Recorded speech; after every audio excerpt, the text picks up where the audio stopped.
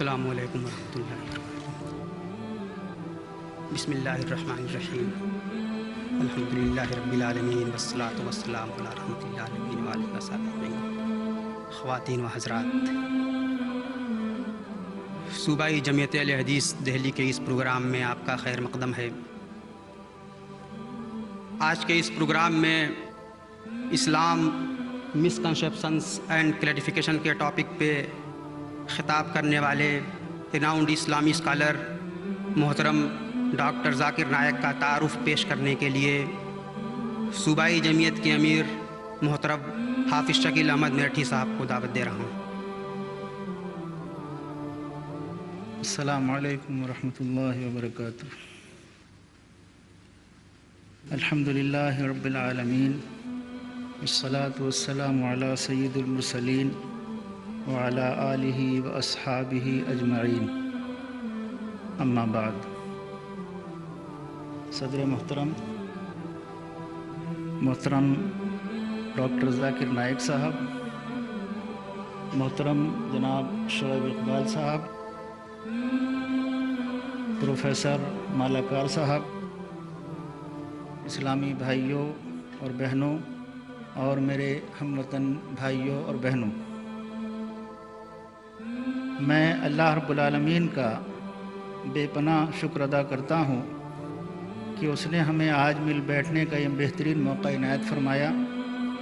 جیسا کہ آپ جانتے ہیں، یہ پروگرام صوبائی جمعیت اہل حدیث دہلی کی جانب سے منعقد کیا گیا ہے۔ جمعیت اہل حدیث خالص اور حقیقی اسلام کی داعی و علم بردار ہے، جس کے مقاصد میں باقاعدہ یہ بات شامل ہے کہ غیر مسلموں کے سامنے اسلام کی صحیح تعلیمات پیش کرنا، جس سے ان کی غلط فہمیاں دور ہو سکیں۔ اسی عنوان کے تحت آج کا یہ پروگرام منعقد کیا گیا ہے۔ پروگرام کی صدارت مرکزی جمعیت اہل حدیث ہند کے محترم امیر محترم عزت مآب جناب حافظ محمد یحییٰ صاحب فرما رہے ہیں، اور آج کے ہمارے اس پروگرام کے مہمان خصوصی چیف گیسٹ محترم جناب شعیب اقبال صاحب، ڈپٹی اسپیکر دلی اسمبلی ہیں، روشن لال صاحب آریہ صدر آریہ سماج وہ بھی تشریف لانے والے ہیں، جگت گرو شنکر آچاریہ جناب دیو آنند سرسوتی جی بھی کچھ دیر میں انشاءاللہ پہنچ جائیں گے۔ آج کی اس پروگرام کے خطیب ہمارے محترم ڈاکٹر ذاکر نائک صاحب ہیں۔ ڈاکٹر صاحب کی مصروفیات بین الاقوامی انداز کی ہیں، یہ بات آپ اچھی طرح جانتے ہیں، اور مختلف ٹی وی چینلوں کے ذریعے ان کے پروگرامز اکثر لوگ سنتے ہیں۔ ڈاکٹر صاحب نے ہمیں اپنی اس مصروف ترین پروگرام میں سے وقت دیا، اس کے لیے میں اپنی طرف سے، اپنے ساتھیوں کی طرف سے، صوبائی جمعیت اہل حدیث دہلی اور مرکزی جمعیت اہل حدیث ہند کی طرف سے ان کا بے انتہا شکر گزار ہوں۔ ڈاکٹر ذاکر نائک صاحب MBBS ڈاکٹر ہیں۔ اللہ رب العالمین جس آدمی سے بھی اپنے دین کا کام لینا چاہے وہ لے سکتا ہے، اور اس کی طرف سے یہ توفیق کی بات ہے۔ ڈاکٹر صاحب پریکٹس چھوڑ کر دین کی خدمت کے لیے وقف ہو گئے ہیں، اور تقابلی مطالعہ ان کا نہایت وسیع ہے، جس کا اندازہ ان کے لیکچر سننے والوں کو اچھی طرح ہے۔ ڈاکٹر صاحب کی خصوصیت یہ ہے کہ اسلام کے بارے میں جو غلط فہمیاں پھیلائی جاتی ہیں، ان کا ازالہ قرآن کریم اور سائنٹیفک اصولوں کی روشنی میں اور دیگر مذاہب کی کتب سے دلائل فراہم کر کے کرتے ہیں۔ موصوف کی خوبی یہ بھی ہے کہ کسی بھی مسئلے کا نہایت باریکی اور گہرائی سے مطالعہ کر کے نہایت اطمینان بخش جواب دیتے ہیں۔ ڈاکٹر صاحب نے گزشتہ 8 برسوں میں کینیڈا، امریکہ، برطانیہ، سعودی عرب، متحدہ عرب امارات، Kuwait, Qatar, Bahrain, Australia, South Africa, Botswana, Malaysia, Singapore, Hong Kong, Thailand, Guyana और दीगर ममालिक के दौरे किए हैं और 800 से ज़्यादा लेक्चर्स दिए हैं। दुनिया के कई मज़ाहिब के रहनुमाओं के साथ मौसूफ़ की गुफ्तगू और मनाज़रे हुए हैं, जिनमें काबिल ज़िक्र doctor William Campbell of America हैं, जिनसे कुरान करीम और बाइबिल साइंस की रोशनी में इस उन्वान पर आपकी गुफ्तगू हो चुकी है और बहुत कामयाब रही है। ये गुफ्तगू अप्रैल 2000 में हुई थी। शेख अहमद दीदात जो इस्लाम के बैनुल अक़वामी सतह के अज़ीम दाई व मुबल्लिग़ हैं, उन्होंने डॉक्टर साहब को 1994 में प्यार से दीदात प्लस कहा था। मई 2000 में शेख दीदात ने डॉक्टर साहब को एक तौसीफ़ी सनद देते हुए उसमें लिखा है, जो काम उनको 40 साल करने में लगे वो काम ज़ाकिर साहब ने 4 साल में कर दिया। डॉक्टर साहब मुसलसल टीवी चैनल्स पर आते हैं जो तकरीबन 150 ममालिक में देखे जाते हैं। टीवी और रेडियो पर इंटरव्यू के लिए बुलाए जाते हैं। मुनाज़रे, खिताबात, सिम्पोजियम, सीडी और वीडियो ऑडियो कैसेट्स बड़ी तादाद में दस्तयाब हैं। इनके अलावा कई किताबें भी इस्लाम और दीगर मज़ाहिब के तक़ाबुली मुताले पर डॉक्टर साहब लिख चुके हैं। हासिल ये है कि डॉक्टर साहब की शख्सियत इस वक्त बैनुल अक़वामी सतह पर इस्लाम के दाई व मुबल्लिग़ की है। हमारी दुआ है रब्बुल आलमीन आपको सेहत व आफ़ियत के साथ रखे, इस्लाम की ज़्यादा से ज़्यादा खिदमत की तौफ़ीक़ अता फ़रमाए, इस्लाम की दावत अच्छे से अच्छे अंदाज में गैर मुस्लिमों तक पहुँचाने की रब्बुल आलमीन तौफ़ीक़ अता फ़रमाए। इसी के साथ मैं ये दुआ भी करता हूँ कि रब्बुल आलमीन हमारी इस मजलिस को, जो सिर्फ़ और सिर्फ़ इस्लाम की दावत और उसके ताल्लुक़ से जो गलतफ़हमियाँ मुख्तलिफ़ लोगों के दरमियान फैली हुई हैं, उनके इज़ाले का इसको सबब बनाए और हम सब में इखलास और लिल्लाहियत और इत्तिहाद पैदा फरमाए। व आखिरु दावाना अनिल हम्दुलिल्लाहि रब्बिल आलमीन। मोहतरम डॉक्टर नायक साहब के बारे में हाफिज़ शकील साहब ने तफसील से बताया। डॉक्टर साहब इस्लाम मिसकंसेप्शंस एंड क्लैरिफिकेशन के टॉपिक पे ख़िताब करेंगे और मैं गुजारिश करता हूँ मोहतरम डॉक्टर ज़ाकिर नायब साहब से कि तशरीफ़ लें।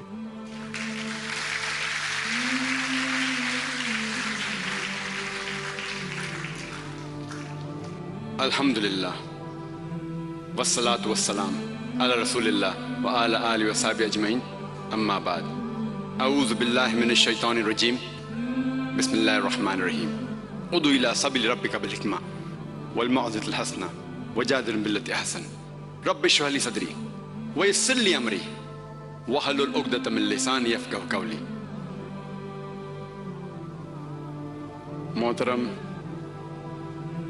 शुएब इकबाल साहब, मंच पे बैठे हुए उलमा, मेरे बुज़ुर्गों और मेरे भाई और बहनों, मैं आप सबका इस्लामी तरीके से खैर मक़दम करता हूँ।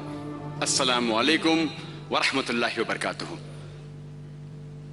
अल्लाह सुब्हानहू व तआला की बरकत और रहमत आप सब पे हो। आप में से अक्सर लोग जानते होंगे कि मैं तकरीर अक्सर अंग्रेज़ी में ही करता हूँ। चंद मौके पे जब ऑर्गेनाइज़र इसरार करते हैं कि मैं उर्दू में ही कहूँ, चंद मौके पे सिर्फ मैं उर्दू में तकरीर कर चुका हूँ। इसीलिए आज भी ऑर्गेनाइज़र्स ने मुझसे कहा है जमीयत अहले हदीस दिल्ली के कि तकरीर सिर्फ हिंदी या उर्दू में होना चाहिए। और आप ये जानते होंगे कि मुझे महारत अल्हम्दुलिल्लाह अंग्रेज़ी में है, उर्दू ज़बान पे महारत नहीं है। तो आज की तकरीर में जो भी गलतियां होंगी उसके लिए माज़रत चाहता हूं मैं। अक्सर जब मैं अंग्रेज़ी में भी तकरीर करता हूं, जो भी गलतियां होते हैं वो शैतान और मेरे तरफ से होते, जो हक़ की बात होती है अल्लाह सुब्हानहू व तआला की तरफ से होते। लेकिन आज क्योंकि खुसूसन मैं उर्दू में तकरीर कर रहा हूँ तो ज़ाहिर है कि गलतियाँ और होंगी, तो उसके लिए माज़रत चाहता हूँ। آج کی تقریر کا موضوع ہے اسلام کے متعلق غلط فہمیاں. اور ہر مسلمان یہ جانتا ہے کہ اس کا فرض ہے کہ وہ اسلام کی دعوت غیروں تک پہنچائے.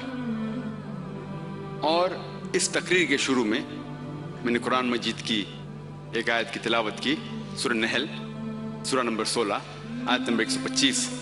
اس میں اللہ سبحانہ وتعالیٰ فرماتے ہیں ادعو الی سبیل ربک بالحکمہ والموعظۃ الحسنہ وجادلہم باللتی احسن. اس کے معنی ہے کہ سب لوگوں کو بلاؤ اللہ کی راہ کی طرف حکمت کے ساتھ اور اچھی باتوں کے ساتھ، اور لوگوں سے بحث کرو حسن کے ساتھ اور اچھے طریقہ کار کے ساتھ. لوگوں کو اسلام کا پیغام پہنچانے کے کئی طریقے ہیں. کچھ طریقے میں سفلتا اور ملتی ہے، کچھ میں کم سفلتا ملتی ہے. سب سے عام طریقہ جو مسلمان استعمال کرتے ہیں اسلام کا پیغام پہنچانے کے لیے غیر مسلم کو، وہ ہے کہ اسلام کے بارے میں سینکڑوں اچھی باتیں کرتے ہیں. یہ طریقہ بھی ایک طریقہ ہے جو صحیح ہے، لیکن عام طور پہ اگر کوئی غیر مسلم سے آپ اسلام کے بارے میں سینکڑوں اچھی باتیں کرتے ہیں اور مان لو مثال کے طور پہ کہ وہ ان باتوں کو قبول کرتا ہے، پھر بھی اس غیر مسلم کے دماغ میں یہ سوال رہے گا اور وہ شاید کہیں گا ٹھیک ہے اسلام میں اچھے باتیں ہیں، لیکن آپ وہی مسلم ہیں، وہی مسلمان ہیں جو فنڈامنٹلسٹ ہے، جو بنیاد پرست ہے، جو ٹیررسٹ ہے. آپ وہی مسلمان ہیں جو ایک سے زیادہ شادی کرتا ہے، ایک سے زیادہ بیوی رکھتا ہے. آپ وہی مسلمان ہیں جس نے اپنا دین تلوار کے بل پر پھیلایا. یہ چند باتیں جو اس کے دماغ میں ہیں وہ اسے اسلام کی اچھائیاں قبول کرنے سے روکتی ہے. اسی لیے جب بھی میں کوئی بھی غیر مسلم سے ملتا ہوں، میں پہلا سوال اس سے کرتا ہوں کہ آپ کو اسلام میں کیا غلط لگتا ہے، آپ کے پاس اسلام کے خلاف کیا چیز ہے. اور میں اسے مطمئن کرتا ہوں کہ اس کے علم کے حساب سے، بھلے اسے علم میڈیا کے ذریعے ملا یا کتابوں کے ذریعے ملا، صحیح یا غلط، جو بھی علم اس غیر مسلم کے پاس ہے، میں اس سے پہلا سوال پوچھتا ہوں آپ کو اسلام سے کیا ناراضگی ہے، آپ کو اسلام کے متعلق کیا چیز آپ کو غلط لگتی ہے. اور میں اسے مطمئن کرتا ہوں کہ وہ اسلام کے خلاف بھی بات کر سکتا ہے، قرآن کے خلاف بھی بات کر سکتا ہے. اور جب وہ مطمئن ہو جاتا ہے تو وہ غیر مسلم 2 یا 3 سوالات اسلام کے متعلق کرتا ہے. اور میرے 10 سال سے زیادہ تجربے میں اس نتیجے پہ پہنچا ہوں کہ لگ بھگ عام غیر مسلم کے دماغ میں 20 سوالات اسلام کے متعلق ہے. اور یہ سوالات جو ہیں کبھی بھی آپ غیر مسلم سے پوچھیں گے کہ آپ کو اسلام کے بارے میں کیا ناراضگی ہے، آپ کو اسلام کے بارے میں کیا چیز پسند نہیں ہے، تو وہ 2 یا 3 یا 4 سوالات کرتا ہے. اور الحمدللہ یہ سوالات یہ 20 سوالاتوں میں سے ہی ہوتا ہے.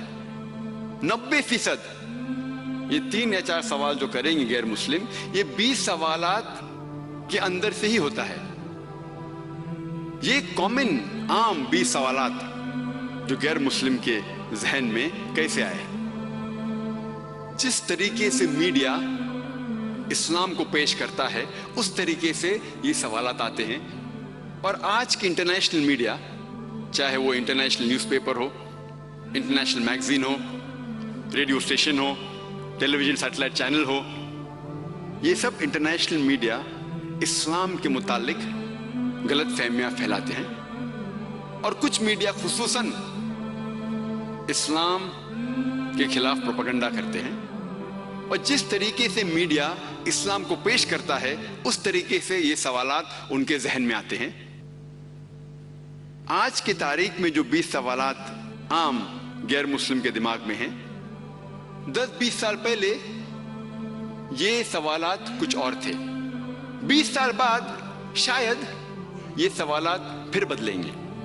जिस तरीके से मीडिया इस्लाम को पेश करता है उस तरीके से ये सवालात गैर मुस्लिम के दिमाग में आते हैं, और ये 20 सवालात सारे दुनिया में, सारे ममालिक में वही है। कुछ एक या दो सवालात डिपेंडिंग अपॉन द सोसाइटी, माशरे के हिसाब से, उस सोसाइटी के कल्चर के हिसाब से शायद एक या दो सवालात और होंगे, लेकिन ये बाकी 20 सवालात सारे दुनिया के ममालिक, भले अमेरिका हो, इंग्लैंड हो, सिंगापुर हो, मलेशिया हो या इंडिया हो, ये सवालात सेम हैं, वही हैं। जितना वक्त मुझे दिया गया है उस वक्त में शायद मुमकिन नहीं कि मैं सारे 20 सवाल का जवाब दूं। कोशिश करूंगा कि कम से कम आधे सवालात का जवाब दूं। आज की तारीख में अगर हम ये सारे सवालात का जवाब हिकमत से कुरान और सही हदीस की रोशनी में दे, भले गैर मुस्लिम इस्लाम कबूल नहीं करे, लेकिन कम से कम उनके दिल में जो नफरत है वो कम से कम दूर कर सकते हैं। और हमारा फर्ज है कि गलतफहमियां हम गैर मुस्लिम के जहन से दूर करें। आज की तारीख में सबसे पहला नंबर 1 मिसकंसेप्शन जो है आज की तारीख में, खुसूसन 11 सितंबर के बाद, वो है कि मुसलमान एक फंडामेंटलिस्ट है, मुसलमान एक टेररिस्ट है। इसके मानी कि मुसलमान एक बुनियाद परस्त है, एक दहशत गर्द है। और आमतौर पे आप देखेंगे टेलीविजन चैनल्स में, इंटरनेशनल न्यूज़पेपर्स पे, मैगजीन्स पे, मुसलमान को हमेशा कहा गया कि वो फंडामेंटलिस्ट है, बुनियाद परस्त है। बुनियाद परस्त के मानी क्या होती है? बुनियाद परस्त वो शख्स है जो शिद्दत से बुनियादी बातों पे अमल करता है। मिसाल के तौर पे, अगर एक साइंटिस्ट को अच्छा साइंटिस्ट बनना है तो उसके लिए जरूरी है कि वो साइंस की बुनियादी बातों को जाने और उसके ऊपर अमल करे। जब तक वो साइंस के मैदान में बुनियाद परस्त नहीं है, वो अच्छा साइंटिस्ट बन ही नहीं सकता। इसी तरीके से अगर एक मैथमेटिशियन को अच्छा मैथमेटिशियन बनना है तो उसके लिए जरूरी है कि वो मैथमेटिक्स के बुनियादी बातों को जाने और उसके ऊपर अमल करे। जब तक वो मैथमेटिक्स का बुनियाद परस्त न हो, तब तक वो अच्छा मैथमेटिशियन बन ही नहीं सकता। इसीलिए हर बुनियाद परस्त, हर फंडामेंटलिस्ट को कहना कि वो बुरा है या अच्छा है, ये सही नहीं। हमें पहले यह जानना चाहिए कि वो किस मैदान में बुनियाद परस्त है। इन which field is he a fundamentalist.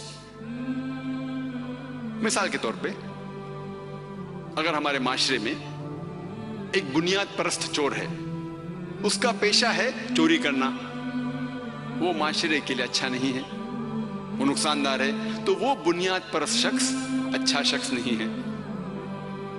दूसरी ओर हमारे माशरे में एक बुनियाद परस्त डॉक्टर है जिसका पेशा है इंसान की जिंदगी को बचाना, और वो हजारों इंसान की जिंदगी को बचाता है। वो एक बुनियाद परस्त डॉक्टर है, लेकिन ये बुनियाद परस्त डॉक्टर माशरे के लिए अच्छा है, वो एक अच्छा शख्स है। तो हमें पहले ये जानना चाहिए कि किस मैदान में वो शख्स बुनियाद परस्त है, और उस मैदान को जानने के बाद हमें यह फैसला करना चाहिए कि वो बुनियाद परस्त सही है या गलत है। जहां तक कि मेरा ताल्लुक है, अल्हम्दुलिल्लाह मैं एक बुनियाद परस्त मुसलमान हूं, और अल्हम्दुलिल्लाह मुझे गर्व है, मुझे फख्र है कि मैं बुनियाद परस्त मुस्लिम हूं। I am proud to be a fundamentalist मुस्लिम। मुझे गर्व है क्योंकि मैं अल्हम्दुलिल्लाह इस्लाम के बुनियादी बातों को जानता हूं, और अल्हम्दुलिल्लाह इन बुनियादी बातों पर अमल करता हूं। इसीलिए मुझे फख्र है کہ میں بنیاد پرست مسلمان ہوں، فنڈامنٹلسٹ مسلم، اور میں چیلنج کرتا ہوں، میں دعوے کے ساتھ کہہ سکتا ہوں کہ کوئی بھی شخص ساری دنیا میں ایک بھی اسلام کی بنیادی بات کو ثابت نہیں کر سکتا کہ یہ انسانیت کے خلاف ہے۔ یہ میرا چیلنج ہے، یہ میرا دعویٰ ہے کہ اسلام کی ایک بھی بنیادی بات وہ یہ ثابت نہیں کر سکتا کہ انسانیت کے خلاف ہے۔ ہو سکتا ہے کہ اس شخص کے علم میں کمی ہو، اسے اس کی حکمت نہیں پتا ہوں گی، لیکن اگر ہم لاجیکلی اس کی وجہ اور حکمت بتائیں گے تو دنیا میں ایک بھی شخص نہیں ہے جو ایک اسلام کی بنیادی بات، صرف ایک بھی ثابت کر سکے کہ وہ انسانیت کے خلاف ہے۔ ہو سکتا ہے کہ ایک آدھ انسان جو معاشرے کے خلاف ہے، اس کے لیے وہ بنیادی بات شاید مفید نہ ہو، لیکن عام انسانیت کے لیے ایک بھی اسلام کی بنیادی بات انسانیت کے خلاف نہیں ہے۔ اور یہ لفظ جو فنڈامنٹلزم ہے، بنیاد پرستی، سب سے پہلے اکارڈنگ ٹو ویبسٹر ڈکشنری کے حوالے سے یہ ہمیں پتا چلتا ہے کہ یہ لفظ بنیاد پرستی، فنڈامنٹلزم، سب سے پہلے استعمال کیا گیا تھا پروٹسٹنٹ کرسچنز کے لیے جو امریکہ میں تھے۔ امریکن پروٹسٹنٹ کرسچن کے لیے 20ویں صدی کے شروعات میں یہ پروٹسٹنٹ کرسچن نے کہا کہ جو بائبل ہے، یہ سارا بائبل اللہ کا کلام ہے۔ پہلے کرسچنز عیسائی یہ سمجھتے تھے کہ بائبل کا پیغام اللہ کی طرف سے ہے، لیکن یہ پروٹسٹنٹ کرسچنز امریکہ میں in the beginning of the 20th century ان نے کہا کہ صرف بائبل کا پیغام ہی خدا کی طرف سے نہیں، لیکن بائبل کا ہر الفاظ، ہر حرف خدا کی طرف سے ہے۔ اگر کوئی شخص یہ ثابت کر سکے کہ بائبل کا ہر الفاظ، ہر حرف خدا کی طرف سے ہے تو یہ بنیاد پرستی اچھی چیز ہے۔ لیکن اگر کوئی یہ ثابت کر سکے کہ بائبل کا ہر الفاظ، ہر حرف خدا کا کلام نہیں ہے تو یہ بنیاد پرستی اچھی چیز نہیں ہے۔ اگر آپ آکسفورڈ ڈکشنری پڑھیں گے، اس میں فنڈامنٹلسٹ کا ڈیفینیشن دیا گیا ہے۔ According to Oxford Dictionary, fundamentalist is a person who strictly adheres to the ancient doctrine of any religion. Oxford Dictionary میں لکھا ہوا ہے کہ بنیاد پرست شخص وہ ہے جو شدت کے ساتھ کوئی مذہبی کتاب پر عمل کرتا ہے۔ لیکن اگر آپ ریوائزڈ ایڈیشن پڑھیں گے آکسفورڈ ڈکشنری کا، اس میں ڈیفینیشن میں ذرا تبدیلی ہے۔ اگر آپ نیا ایڈیشن پڑھیں گے، اس میں لکھا ہوا ہے کہ بنیاد پرست شخص وہ ہے جو شدت کے ساتھ کوئی مذہب کی کتاب پہ عمل کرتا ہے، خصوصاً اسلام۔ ابھی نئی ایڈیشن میں ہے بنیاد پرست مطلب جو خصوصاً اسلام کی مذہبی کتاب پہ عمل کرتا ہے، مطلب مسلم۔ اگر آپ یہ ورڈ سنیں گے فنڈامنٹلسٹ یا بنیاد پرست، فوراً آپ کے ذہن میں آنا چاہیے وہ ہے مسلم۔ حالانکہ یہ پہلے استعمال کیا گیا تھا عیسائی لوگ کے لیے، آج استعمال کیا جا رہا ہے مسلم کے لیے۔ جب بھی آپ یہ سنیں گے لفظ فنڈامنٹلسٹ یا بنیاد پرست، آپ کے ذہن میں آئے گا مسلم، کہ وہ ٹیررسٹ ہے، دہشت گرد ہے۔ میں کہتا ہوں کہ یار مسلمان کو دہشت گرد ہونا چاہیے، لیکن پہلے ہم یہ سمجھ لیں کہ دہشت گرد کے معنی کیا ہے۔ What is the meaning of the word terrorist? دہشت گرد مطلب وہ انسان جو دوسروں کے دل میں دہشت پیدا کرتا ہے۔ مثال کے طور پہ جب بھی ایک چور کوئی پولیس کو دیکھتا ہے، اس کے دل میں دہشت پیدا ہوتی ہے، تو اس چور کے لیے وہ پولیس دہشت گرد ہے۔ اسی طریقے سے ہر مسلمان کا فرض ہے کہ جب بھی کوئی چور اسے دیکھے، جب بھی کوئی بلاತ್ಕಾರ کرنے والا اسے دیکھے، جب بھی کوئی لفنگا اسے دیکھے، اس کے دل میں دہشت پیدا ہونا چاہیے۔ اور یہ قرآن کی آیت ہے، جو لوگ معاشرے کے خلاف ہے، جو لوگ معاشرے کے خلاف ہے، اینٹی سوشل ایلیمنٹ، جب بھی کوئی مسلم کو دیکھتا ہے اس کے دل میں دہشت پیدا ہونا چاہیے. ہمارا فرض ہے کہ ہم اس کے دل میں دہشت پیدا کریں. لیکن میں یہ جانتا ہوں کہ عام طور پہ ٹیررسٹ، دہشت گرد اسے کہتے ہیں جو ایک معصوم انسان کے دل میں دہشت پیدا کرتا ہے. اس سلسلے میں کوئی بھی مسلم کبھی بھی کوئی بھی معصوم انسان کے دل میں دہشت کبھی بھی نہیں پیدا کرنا چاہیے. یہ ہمارے لیے حرام ہے. ہمیں خصوصاً ان لوگوں کے دل میں دہشت پیدا کرنا چاہیے جو معاشرے کے خلاف ہے، جو انسانیت کے خلاف ہیں، اور جو لوگ انسانیت کے خلاف کام کرتے ہیں. عام طور پہ ہم یہ دیکھتے ہیں کہ کئی وقت ایک شخص جو کوئی کام کرتا ہے اس کو دو علیحدہ لیبل دیے جاتے ہیں، 2 different لیبلز، 2 لقب دیے جاتے ہیں. مثال کے طور پہ اس دیش کو آزادی ملنے کے پہلے ہمارا اس دیش ہندوستان، برٹشرز اس ہندوستان، اس ملک پہ حکومت کرتے تھے. اس وقت تقریباً 60 سال پہلے کئی ہندوستانی اس دیش کے آزادی کے لیے لڑ رہے تھے، جھگڑ رہے تھے. برٹشرز ان دیش بھکت لوگوں کو کہتے تھے کہ یہ دہشت گرد ہیں.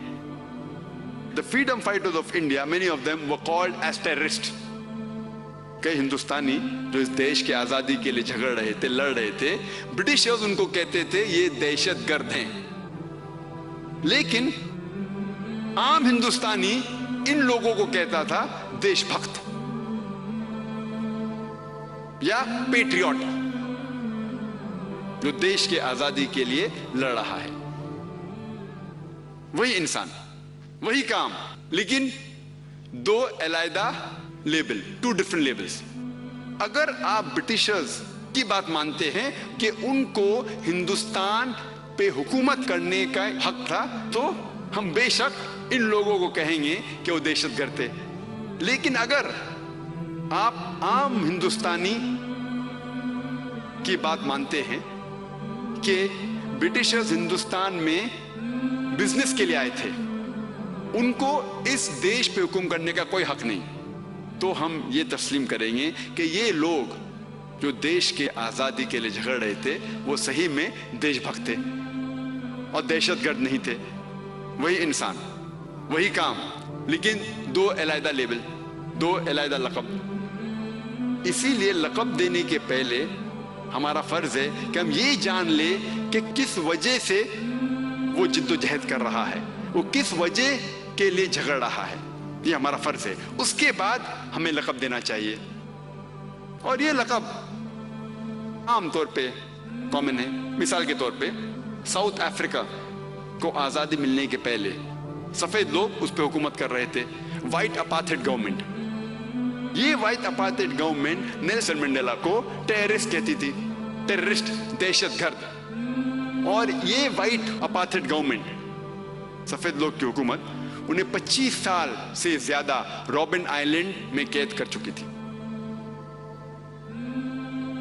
لیکن عام ساؤتھ افریقن انہیں کہتے تھے کہ وہ ایک اچھا انسان ہے، ان کے لیے ایک ہیرو تھا.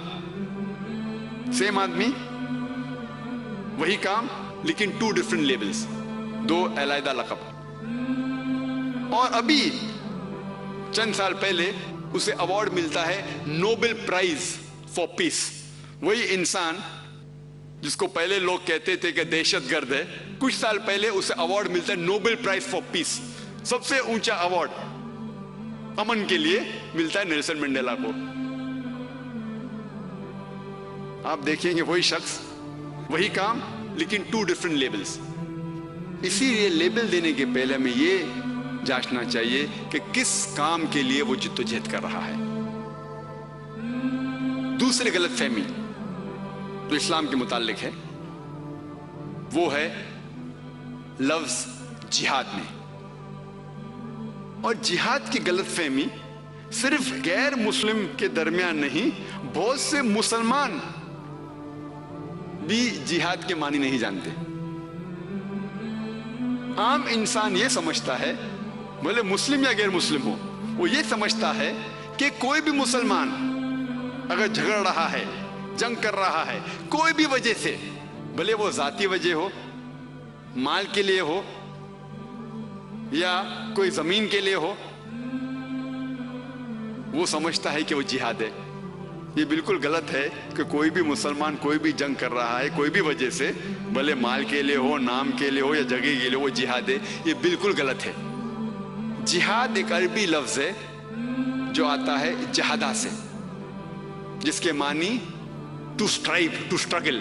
उर्दू में हम कहते हैं जिद्दोजहद, जिद्दोजहद करना। और शरीयत के हिसाब से कोई भी शख्स जो माशरे को सुधारने के लिए जिद्दोजहद कर रहा है उसे कहते हैं जिहाद। मिसाल के तौर पे कोई अगर जुल्म के खिलाफ लड़ रहा है उसे कहते हैं जिहाद।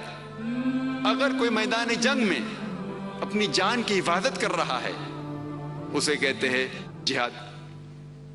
जिहाद का सही मानी जो है वो सिर्फ जिद्दोजहद है और उसको कई तरीके से इस्तेमाल किया जा सकता है। मिसाल के तौर पे अगर एक तालिब इल्म एग्जामिनेशन पास करने के लिए जिद्दोजहद कर रहा है उसे अरबी में कहेंगे कि वो जिहाद कर रहा है। जिहाद की मानी है जिद्दोजहद। अगर वो अल्लाह की राह में जिद्दोजहद कर रहा है उसे कहेंगे जिहाद फी सबीलिल्लाह। और कई लोग जब जिहाद का तर्जुमा करते हैं अंग्रेजी में, उसका तर्जुमा करते हैं होली वॉर, पाक जंग। और ये बिल्कुल गलत तर्जुमा है, क्योंकि होली वॉर अरबी में है हर्ब मुक़द्दसा, और ये लफ्ज हर्ब मुक़द्दसा कहीं भी कुरान में कहीं भी हदीस में नहीं आता। ये लफ्ज अंग्रेजी का जो है होली वॉर सबसे पहले इस्तेमाल किया गया था क्रूसेडर्स को डिस्क्राइब करने के लिए। जो ईसाई लोग थे जो तलवार के बल पर अपना दीन फैला रहे थे, उसके लिए सबसे पहले इस्तेमाल किया गया था एज होली वॉर। और अफसोस की बात है कि ना ही सिर्फ गैर मुस्लिम बट कई मुस्लिम स्कॉलर्स, इन्वर्टेड कॉमर्स, अपने आप को जो आलिम कहते हैं इन्वर्टेड कॉमर्स, वो भी जिहाद का तर्जुमा होली वॉर करते, जो बिल्कुल गलत है। जिहाद का तर्जुमा है टू स्ट्राइव, टू स्ट्रगल, जिद्दोजहद करना। और अक्सर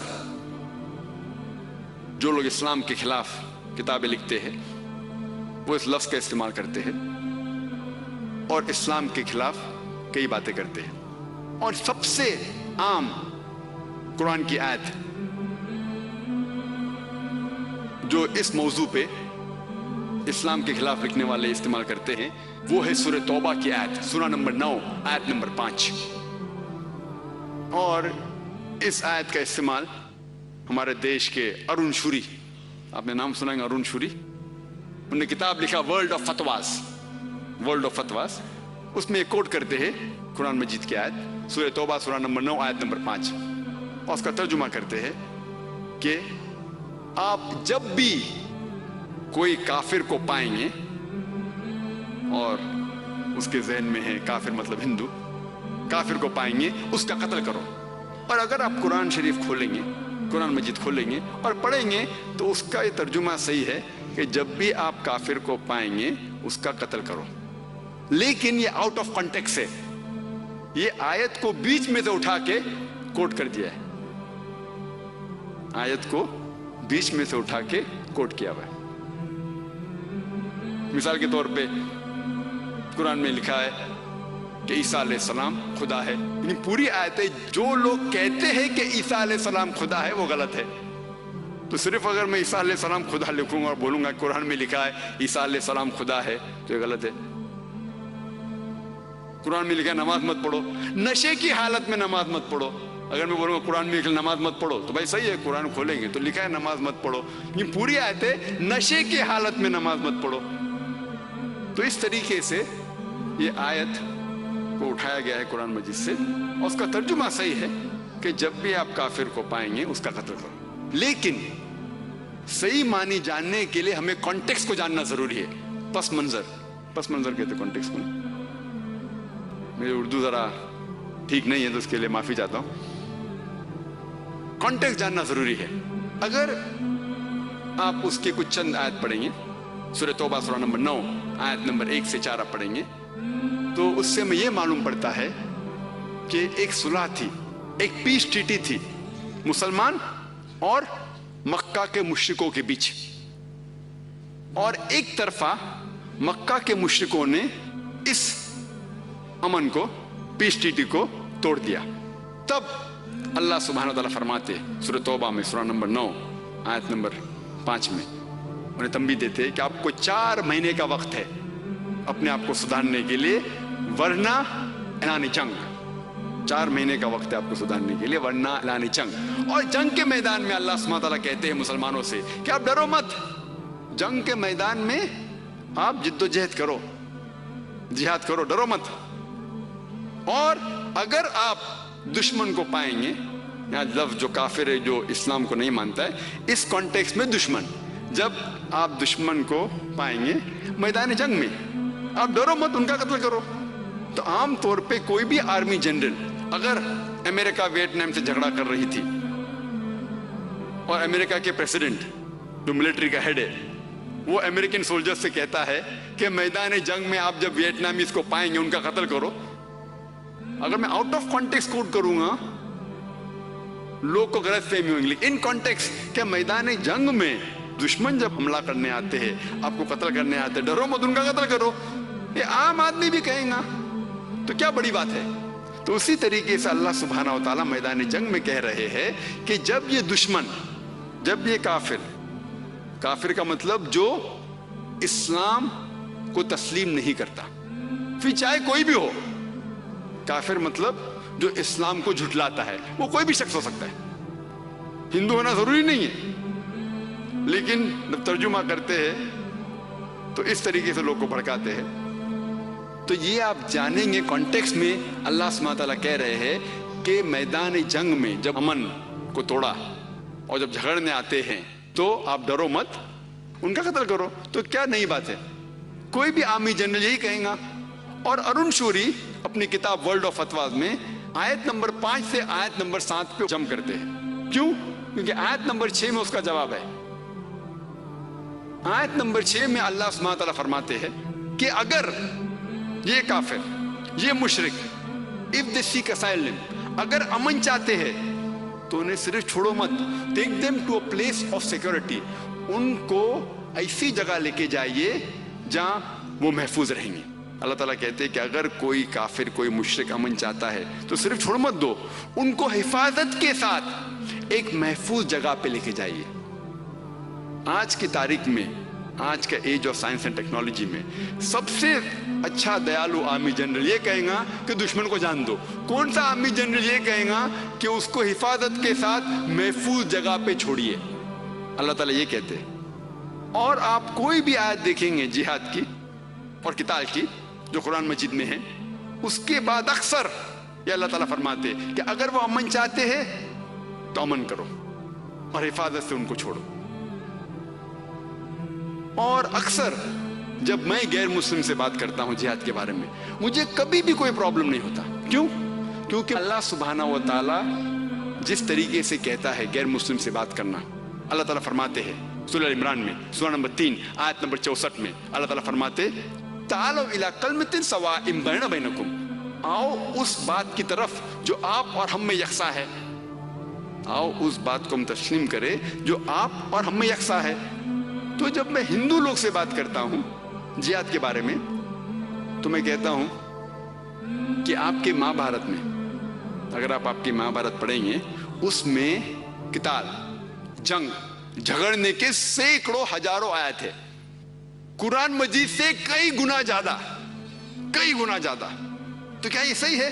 तो मुझसे कहते देखो महाभारत जो है ना, वो हक और बातिल के दरमियान झगड़ा है, और हक के लिए अगर बातिल से झगड़ा करते हैं तो सही है। तो मैं कहता हूं कुरान में भी तो वही लिखा हुआ है। हाँ, अगर कुरान भी इसी तरीके से हक के लिए झगड़ा करना कहता तो हमको कुरान से कोई नाराजगी नहीं, आसान तरीका। और अगर आप पढ़ेंगे भगवत गीता, जो सबसे मशहूर किताब है हिंदू लोग की, हिंदू मजहब की सबसे मशहूर किताब, आमतौर पे पढ़ी जाती है, ये भगवत गीता एक सलाह है, एडवाइस है, जो श्री कृष्ण अर्जुन को देते हैं। अर्जुन कहते हैं कि मैं रिश्तेदार से झगड़ा नहीं कर सकता हूं। तो ये पूरी भगवत गीता जो किताब है, اس کا مین مقصد ہے کہ شری کرشن ارجن کو یہ ثابت کرنا چاہتے کہ جھگڑنا اچھا ہے. پوری بھگوت گیتا اس کے اوپر ہے. اور اگر آپ پڑھیں گے Bhagavad Gita chapter number 1 verse number 43 to 46, Bhagavad Gita ادھیائے 1 شلوکا نمبر 43 to 46, اس میں ارجن کہتے ہیں, ارجن اپنے سارے ہتھیار زمین پہ رکھ دیتے اور شری کرشن سے کہتے ہیں کہ میں میرے رشتے دار کا قتل کرنے سے بہتر یہ سمجھتا ہوں کہ میں نہتہ جنگ کے میدان پہ مر جاؤں. سارے ہتھیار کو زمین پہ رکھ دیتے اور کہتے ہیں کہ میرے رشتے دار کو قتل کرنے سے بہتر یہ ہے کہ میں نہتہ میدان جنگ میں مر جاؤں, قتل کیا جاؤں. امیڈیٹلی نیکسٹ چیپٹر میں, چیپٹر نمبر 2 ادھیائے نمبر 2 ورس نمبر 2 and 3 شلوکا نمبر 2 اور 3, آپ کب سے بزدل ہو گئے؟ From when have this important thought comes in your mind? Important ترجمہ ہے جس کے معنی ہم اردو میں کہیں گے آپ کب سے نپنسک بن گئے. شری کرشن کہتے ہیں ارجن سے آپ کب سے بزدل ہو گئے, کب سے نپنسک بن گئے. آپ کو اگر سورگ میں جانا ہے تو جھگڑنے پڑے گا ہی. اور ایک پوری بھگوت گیتا اس کے بارے میں. اور اب آگے پڑھیں گے بھگوت گیتا چیپٹر نمبر 2 ادھیائے 2 شلوکا نمبر 31 32 33 34 35, اس میں شری کرشن کہتے ہیں کہ شتریا کا دھرم ہے کہ جھگڑنا, اور خوش نصیب ہے وہ شتریا جس کو جھگڑنے کے لیے موقع ملتا ہے. حق کے لیے, کانٹیکسٹ میں حق کے لیے. اگر میں کوئی ہندو سے کہوں کہ آپ کی کتاب کیسی ہے, آپ کی کتاب کہہ رہی ہے کہ رشتہ داروں کا قتل کرو, تو یہ بالکل غلط ہوگا. اگر میں کہوں گا کہ آپ کی مذہبی کتاب کہتی ہے کہ آپ کے رشتہ داروں کا قتل کرو, یہ بالکل غلط ہے, یہ آؤٹ آف کانٹیکسٹ ہے. کانٹیکسٹ میں یہ ہے کہ آپ کی کتاب کہتی ہے کہ باطل سے جھگڑا کرو حق کے لیے, چاہے وہ آپ کے رشتہ دار ہو. اگر حق کے لیے آپ جھگڑا کر رہے ہیں تو حق کے لیے جھگڑو, چاہے اپوزٹ سائڈ پہ دوسری طرف آپ کے دشمن ہے یا دوست ہے یا رشتہ دار ہے. اگر کانٹیکسٹ میں کہا گیا تو صحیح ہے, حق کے لیے جھگڑنا ہر ایک کا فرض ہے. اور جو لوگ یہ اچھالتے ہیں, جیسے جو لوگ اسلام کے خلاف لکھتے ہیں, وہ صحیح بخاری کی حدیث کو کوٹ کرتے ہیں. صحیح بخاری والوم نمبر 4 جلد نمبر 4 حدیث نمبر 46 کوٹ کرتے, کہتے ہیں کہ آپ کے صحیح بخاری میں لکھا ہوا ہے, آپ کے پیغمبر محمد صلی اللہ علیہ وسلم فرماتے ہیں کہ مجاہد وہ ہے جو جہاد کر رہا ہے اللہ کے راہ میں, اور اللہ ہی صرف جانتا ہے کہ وہ جہاد کر رہا ہے کہ نہیں. اور وہ ایسا انسان ہے جو پورے وقت نماز پڑھ رہا ہے یا روزہ رکھ رہا ہے. اور اگر مجاہد میدان جنگ میں اس کا قتل ہوتا ہے تو وہ جنت اسے ملیں گی, اور اگر وہ بچ کے واپس آتا ہے تو اسے بوٹی ملیں گی, مطلب جو دھن دولت ہے وہ اسے ملیں گی. تو لوگ یہ کہتے ہیں کہ کیسی کتاب ہے آپ کی کہ آپ اگر لوگوں کا قتل کرنے جہاد پہ جائیں گے تو آپ کو جنت ملیں گی, اور یہ اس حدیث کو اچھالتے ہیں. افسوس کی بات ہے کہ اگر ہم قرآن کا مطالعہ کریں, قرآن کہتا ہے تعالوا الی کلمۃ سواء بین بینکم, آؤ ہم اس بات کی طرف جو آپ اور ہم میں یکساں ہے. اگر آپ پڑھیں گے بھگوت گیتا, ہندو سے کہنا چاہیے, اگر آپ بھگوت گیتا پڑھیں گے ادھیائے نمبر 2 چیپٹر نمبر 2 شلوکا نمبر 37, اس کے اندر شری کرشن کہتے ہیں کہ او ارجن جا کے آپ قتال کرو, جھگڑا کرو. اگر آپ کی موت ہوگی تو آپ سورگ میں جائیں گے, اگر آپ واپس آئیں گے تو آپ کو اس دنیا کا عیش و آرام ملے گا. ہو بہو جو صحیح بخاری میں لکھا ہوا ہے وہی بھگوت گیتا میں لکھا ہوا ہے. اگر جو بات یکساں ہے ہمیں اسے ماننا چاہیے. اس کا مطلب نہیں کہ سب چیز صحیح ہے ان کی کتاب میں, بٹ جو چیز صحیح ہے اسے ہمیں تسلیم کرنا چاہیے. تو ان کے بھگوت گیتا میں بھی لکھا ہوا ہے. افسوس کی بات یہ ہے مجھے کہ جتنے لوگ اسلام کے خلاف لکھتے ہیں, خصوصاً ارون شوری, ان نے شاید اپنی مہابھارت اور بھگوت گیتا کا مطالعہ کیا ہی نہیں ہوگا. اگر کیا ہوتا تو ضرور یہ باتیں اسلام کے خلاف، قرآن کے خلاف نہیں لکھی ہوتی. تو اس طریقے سے ہمیں غیر مسلم سے اسلام کے بارے میں کہنا چاہیے.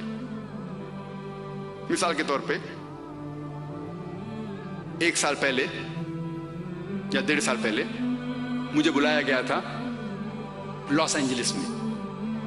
ایک ایوارڈ دیا گیا تھا لاس اینجلس میں، اور صرف 1 دن کے لیے تھا. میں ادھر آنے جانے میں 2 دن گئے، لیکن تھا 1 دن کے لیے. اور مجھے پتا تھا کہ 11 سپتمبر کے پہلے میں ایک بار تھا، 9 سپتمبر میں، 9 تاریخ سپتمبر کی 2001 میں تھا. میں 2 دن پہلے وہاں سے نکل گیا الحمدللہ. اس کے بعد پہلی بار میں 11 سپتمبر کے بعد USA جاتا ہوں. اور مجھے پتا تھا، میں تیار تھا کہ کئی باتیں ہوں گی، ذہنی طور پہ تیار تھا. تو وہاں جب مجھے پوچھا گیا تھا تو کئی سوالات ہوئے. مختصر سے جہاد کے بارے میں کہوں گا. میرے بیگ میں ایک کیسٹ تھی، جہاد اینڈ ٹیررزم، ٹیررزم میں جہاد اینڈ اسلامک پرسپیکٹو. اور جان بوجھ کے میں نے اس کسٹم آفیسر سے کہا کہ میں اسلامک کانفرنس کے لیے، اسلامک کانفرنس جاؤں جانچ پڑتال کے لیے، جان بوجھ کے. کیا مجھے کوئی موقع ملے گا دعوت کرنے کے لیے؟ امیگریشن میں تو دعوت کی میں نے، ابھی وقت نہیں بولنے کے لیے. پھر میں کسٹم آفیسر کے وہاں گیا، کیا آپ کے پاس ہے؟ تو میں نے کیسٹ دکھایا تو جہاد اینڈ ٹیررزم، آپ جہاد میں مانتے ہیں؟ میں بولا بالکل صحیح، میں مانتا ہوں جہاد میں. آپ کے عیسیٰ علیہ السلام بھی جہاد میں مانتے تھے. آپ کی اگر آپ کتاب پڑھیں گے بائبل، اولڈ ٹیسٹمنٹ میں بک آف نمبرز، اس میں لکھا ہوا ہے کہ جھگڑا کرو، لڑو. آپ کے عیسیٰ علیہ السلام نے کہا گاسپل آف لیوک میں کہ جا کے جھگڑا کرو. تو جس طریقے سے آپ کی کتاب میں لکھا ہے حق کے لیے جھگڑا کرو، اس جھگڑے میں بھی مانتا ہوں. تو اس طریقے سے کئی چیزیں ہوئی، گفتگو ہوئی. اور اس سلسلے میں ماشاءاللہ 8-10 کسٹم آفیسر ایک ساتھ جمع ہو گئے اور ایک مختصر سی تقریر ہو گئی. Sir can we ask you one more question? صاحب ایک سوال پوچھ سکتے؟ میں بولا نو پرابلم. میں میرے لوگ سے کہا فون کر کے، بھائی میں ادھر ہوں، آپ گھبراؤ مت، ذرا دعوت کر رہا ہوں میں. اور میں نے ان سے کہا کہ دیکھو آپ کے پاس بندوق ہے، اگر کوئی شخص نہیں جانتا کہ جو نیلا کپڑا پہنے ہیں وہ پولیس کا کپڑا ہے، وہ آپ کو دہشت گرد سمجھ سکتا ہے.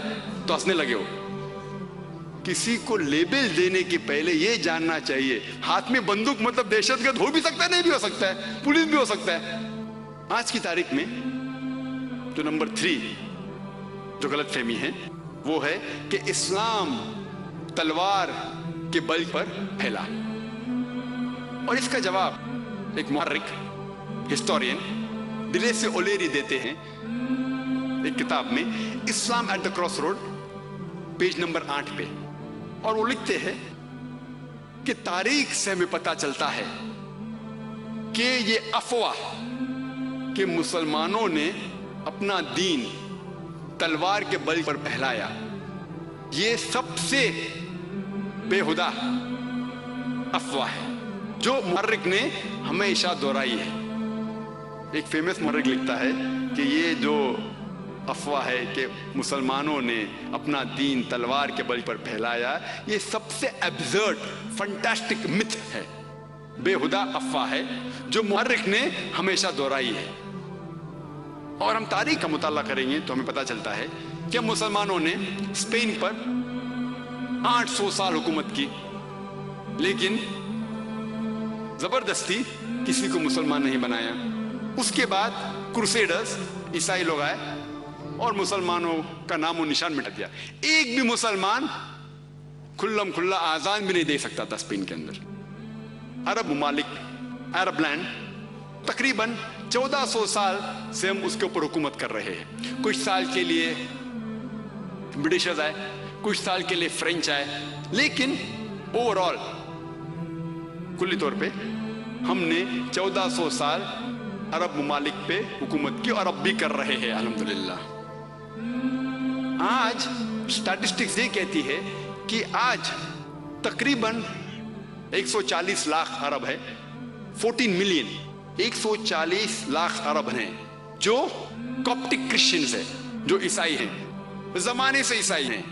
یہ 140 لاکھ عرب جو عیسائی ہے وہ شہادت دے رہے ہیں کہ اسلام تلوار کے بل پہ نہیں پھیلا. اگر ہم چاہتے تو ہر عرب کو تلوار کی نوک کے اوپر اسلام قبول کرنے پہ مجبور کر سکتے تھے. یہ 140 لاکھ عرب عیسائی شہادت دے رہے ہیں کہ اسلام تلوار کے بل پہ نہیں پھیلا.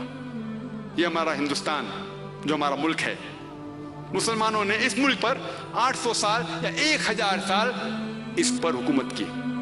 اگر ہم چاہتے تو ہر غیر مسلم کو تلوار کی نوک کے اوپر اسلام قبول کرنے پہ مجبور کر سکتے تھے، لیکن یہ بات نہیں ہے. آج کی تاریخ میں 80% سے زیادہ ہندوستانی غیر مسلم ہیں. یہ 80% سے زیادہ ہندوستانی جو غیر مسلم ہیں وہ شہادت دے رہے ہیں کہ اسلام تلوار کے بل پر نہیں پھیلا. 80% سے زیادہ غیر مسلم اس ملک میں ہندوستان میں ہیں، وہ آج کی تاریخ میں شہادت دے رہے ہیں کہ اسلام تلوار کے بل پر نہیں پھیلا. اور یہ راجدھانی جو دلی ہے جہاں ہم آج ہیں، آپ جانتے ہوں گے کہ مسلمان کی بھی راجدھانی تھی. آپ جانتے ہیں اس شہر میں بھی آج کی تاریخ میں 80% سے زیادہ یا 75% کم از کم ہوں گے جو غیر مسلم ہوں گے. یہ شہادت دے رہے ہیں کہ اسلام تلوار کے بل پر نہیں پھیلا. آپ اگر دیکھیں گے انڈونیشیا، جس میں سب سے زیادہ مسلمان آج دنیا میں ہیں 20 کروڑ کے اوپر، وہ شہادت دے رہے ہیں ادھر کوئی بھی اسلامی آرمی نہیں گئی، کوئی بھی اسلامی فوج نہیں گئی انڈونیشیا میں. ملیشیا میں 50% سے زیادہ مسلمان ہیں، کوئی بھی آرمی، کوئی بھی مسلمان کی فوج ملیشیا نہیں گئی. ایسٹ کوسٹ آف افریقہ جہاں مسلمان آج بستے ہیں، کون سی اسلامی فوج گئی ادھر؟ کوئی بھی فوج نہیں گئی. یہ سب شہادت دے رہے ہیں کہ اسلام تلوار کے بل پر نہیں پھیلا.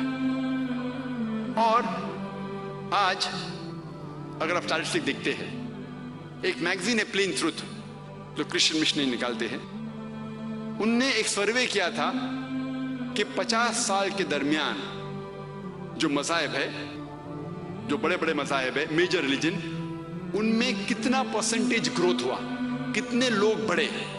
اور ان نے ایک سروے کیا تھا 1934 سے لے کے 1984 میں، 1934 سے لے کے 1984 کے درمیان، یہ 50 سال میں جو مذہب کی بڑھوتری ہوئی، بڑے جو مذہب، اس کی فیصد دی گئی تھی. اور نمبر 1 تھا اسلام، 235%.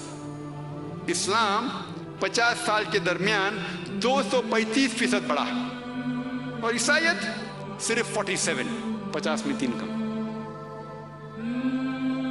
آج کی تاریخ میں امریکہ میں، یو ایس اے میں سب سے زیادہ جو مذہب پھیل رہا ہے وہ نمبر 1 ہے اسلام. یورپ میں جو سب سے زیادہ پھیلنے والا مذہب وہ ہے اسلام. میں یہ پوچھنا چاہتا ہوں کہ کون یہ یورپین اور امریکن لوگ کو تلوار کے بل کے اوپر اسلام قبول کرنے پہ مجبور کر رہا ہے؟ کون یہ گورے لوگ کو، امریکن کو، یورپین لوگ کو تلوار کے بل بوتے پہ اسلام قبول کرنے پہ مجبور کر رہا ہے؟ کون کر رہا ہے؟ اور جو اتنا اچھالا جاتا ہے کہ اسلام میں خواتین کے حقوق نہیں ہیں، آپ شاید یہ جانتے نہیں ہوئیں گے کہ جتنے لوگ اسلام قبول کر رہے ہیں 2/3 لگ بھگ 67%، 65% کے اوپر جو لوگ اسلام قبول کر رہے ہیں وہ خواتین ہیں.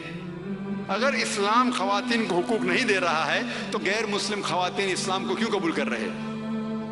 یورپین، امریکن، اب جائیے، سب سے زیادہ جو دین پھیل رہا ہے وہ اسلام، اور اس میں سب سے زیادہ خواتین قبول کر رہے ہیں. کیونکہ اللہ سبحانہ وتعالیٰ فرماتے ہیں 3 جگہ پہ، سورہ توبہ سورہ نمبر 9 آیت نمبر 33، سورہ فتح سورہ نمبر 48 آیت نمبر 28، اور سورہ صف سورہ نمبر 61 آیت نمبر 9 میں اللہ تعالیٰ فرماتے هو الذی ارسل رسولہ بالہدی والدین الحق لیظہرہ علی الدین کلہ ولو کرہ المشرکون، کہ اللہ سبحانہ وتعالیٰ نے اپنے پیغمبر کو بھیجا محمد صلی اللہ علیہ وسلم کو دین الحق کے ساتھ، تاکہ وہ سارے مذاہب کے اوپر غالب ہو.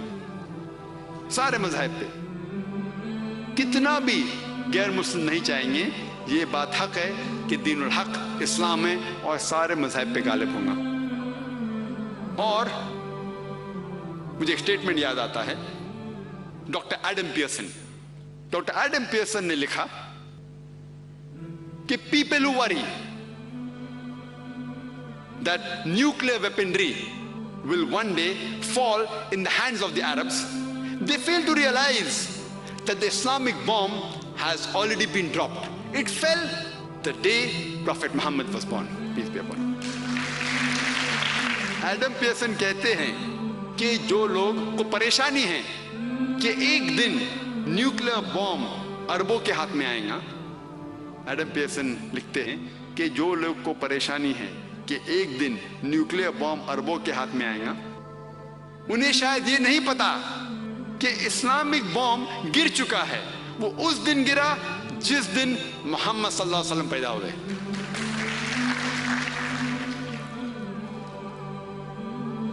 چوتھی غلط فہمی، کئی غیر مسلم کہتے ہیں کہ اسلام میں آدمی کو ایک سے زیادہ شادی کرنے کی پرمیشن کیوں ہے، اجازت کیوں ہے؟ ایک سے زیادہ شادی کرنے کی اجازت کیوں ہے؟ ایک سے زیادہ شادی کرنے کو انگریزی میں کہتے ہیں پالیگیمی. اگر مرد ایک سے زیادہ شادی کرتا ہے اسے کہتے ہیں پالیجینی، اور اگر عورت ایک سے زیادہ شادی کرتی ہے اسے کہتے ہیں پالی اینڈری. میں یہ کہنا چاہتا ہوں کہ قرآن ایک واحد مذہبی کتاب ہے ساری دنیا میں، ایک واحد مذہبی کتاب ہے ساری دنیا میں جس کے اندر لکھا ہوا ہے کہ آپ ایک شادی کرو. کوئی بھی دوسری کتاب آپ اٹھائیے، چاہے رامائن اٹھائیے، مہا بھارت، بھگوت گیتا، ویدا، بائبل، تلمود، کوئی بھی کتاب اٹھائیے، کوئی بھی مذہبی کتاب میں قرآن کے علاوہ یہ نہیں لکھا ہوا ہے کہ آپ ایک ہی شادی کرو. اگر آپ پڑھیں گے رامائن، شری رام کے والد راجا دشرتھ، ان کے ایک سے زیادہ بیوی تھی. اگر آپ مہا بھارت پڑھیں گے اس میں لکھا ہے شری کرشن، ان کے کتنی بیویاں تھے؟ 4، 10,000، 10,000، 16,108. تو اگر شری کرشن کے 16,108 بیوی ہو سکتے تو مسلمان کے کم از کم 4 کیوں نہیں ہو سکتے؟ اگر آپ دوسری کتابیں پڑھیں گے، اگر آپ یہود کی کتاب تلمود پڑھیں گے اس میں لکھا ہوا ہے کہ سلیمان علیہ السلام کے 700 بیویاں تھے.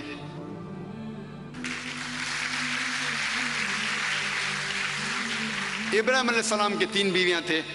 تو اسی طریقے سے اگر آپ اولڈ ٹیسٹمنٹ پڑھیں گے، نیو ٹیسٹمنٹ پڑھیں گے، بائبل پڑھیں گے، اس سے ہمیں یہ معلوم پڑتا ہے کہ Bible, old testament, new testament, یہود کی کتاب یا عیسائی کی کتاب میں کہیں بھی ممانعت نہیں ہے، کہیں بھی یہ نہیں کہا گیا ہے کہ آپ ایک سے زیادہ شادی نہیں کر سکتے. حالانکہ ان کی کتابوں کے حوالے سے آپ کتنی بھی کر سکتے ہیں، 2، 10، 15,000، 10,000، 20,000، کوئی رکاوٹ نہیں ہے. یہ تو بعد میں یہود کے ربائے گنشم بن یہودا 10ویں یا 11ویں صدی میں انہوں نے کہا کہ یہود لوگ ایک سے زیادہ شادی نہیں کرنا چاہیے. وہ تو کرسچن چرچ ہے جو ابھی بینڈ لگائے کہ کرسچن ایک سے زیادہ شادی نہیں کرنا چاہیے. اسی طریقے سے اس ملک ہندوستان میں ایک ہندو میرج ایکٹ پاس کیا گیا تھا 1954 میں. ایک اسپیشل ہندو میرج ایکٹ پاس کیا گیا تھا اس گورنمنٹ کے ذریعے، جن نے کہا کہ ہندو اس دیش میں ایک سے زیادہ شادی نہیں کر سکتا.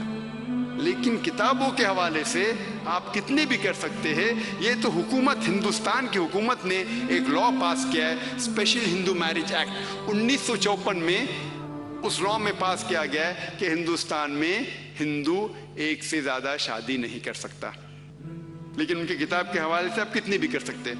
اور ایک اسٹیٹسٹکس ہے گورنمنٹ آف انڈیا کی، اسٹیٹس آف وومن ان اسلام، جس میں لکھا ہوا ہے پنا نمبر 66 اور 67 پہ، 66 پہ لکھا ہوا ہے.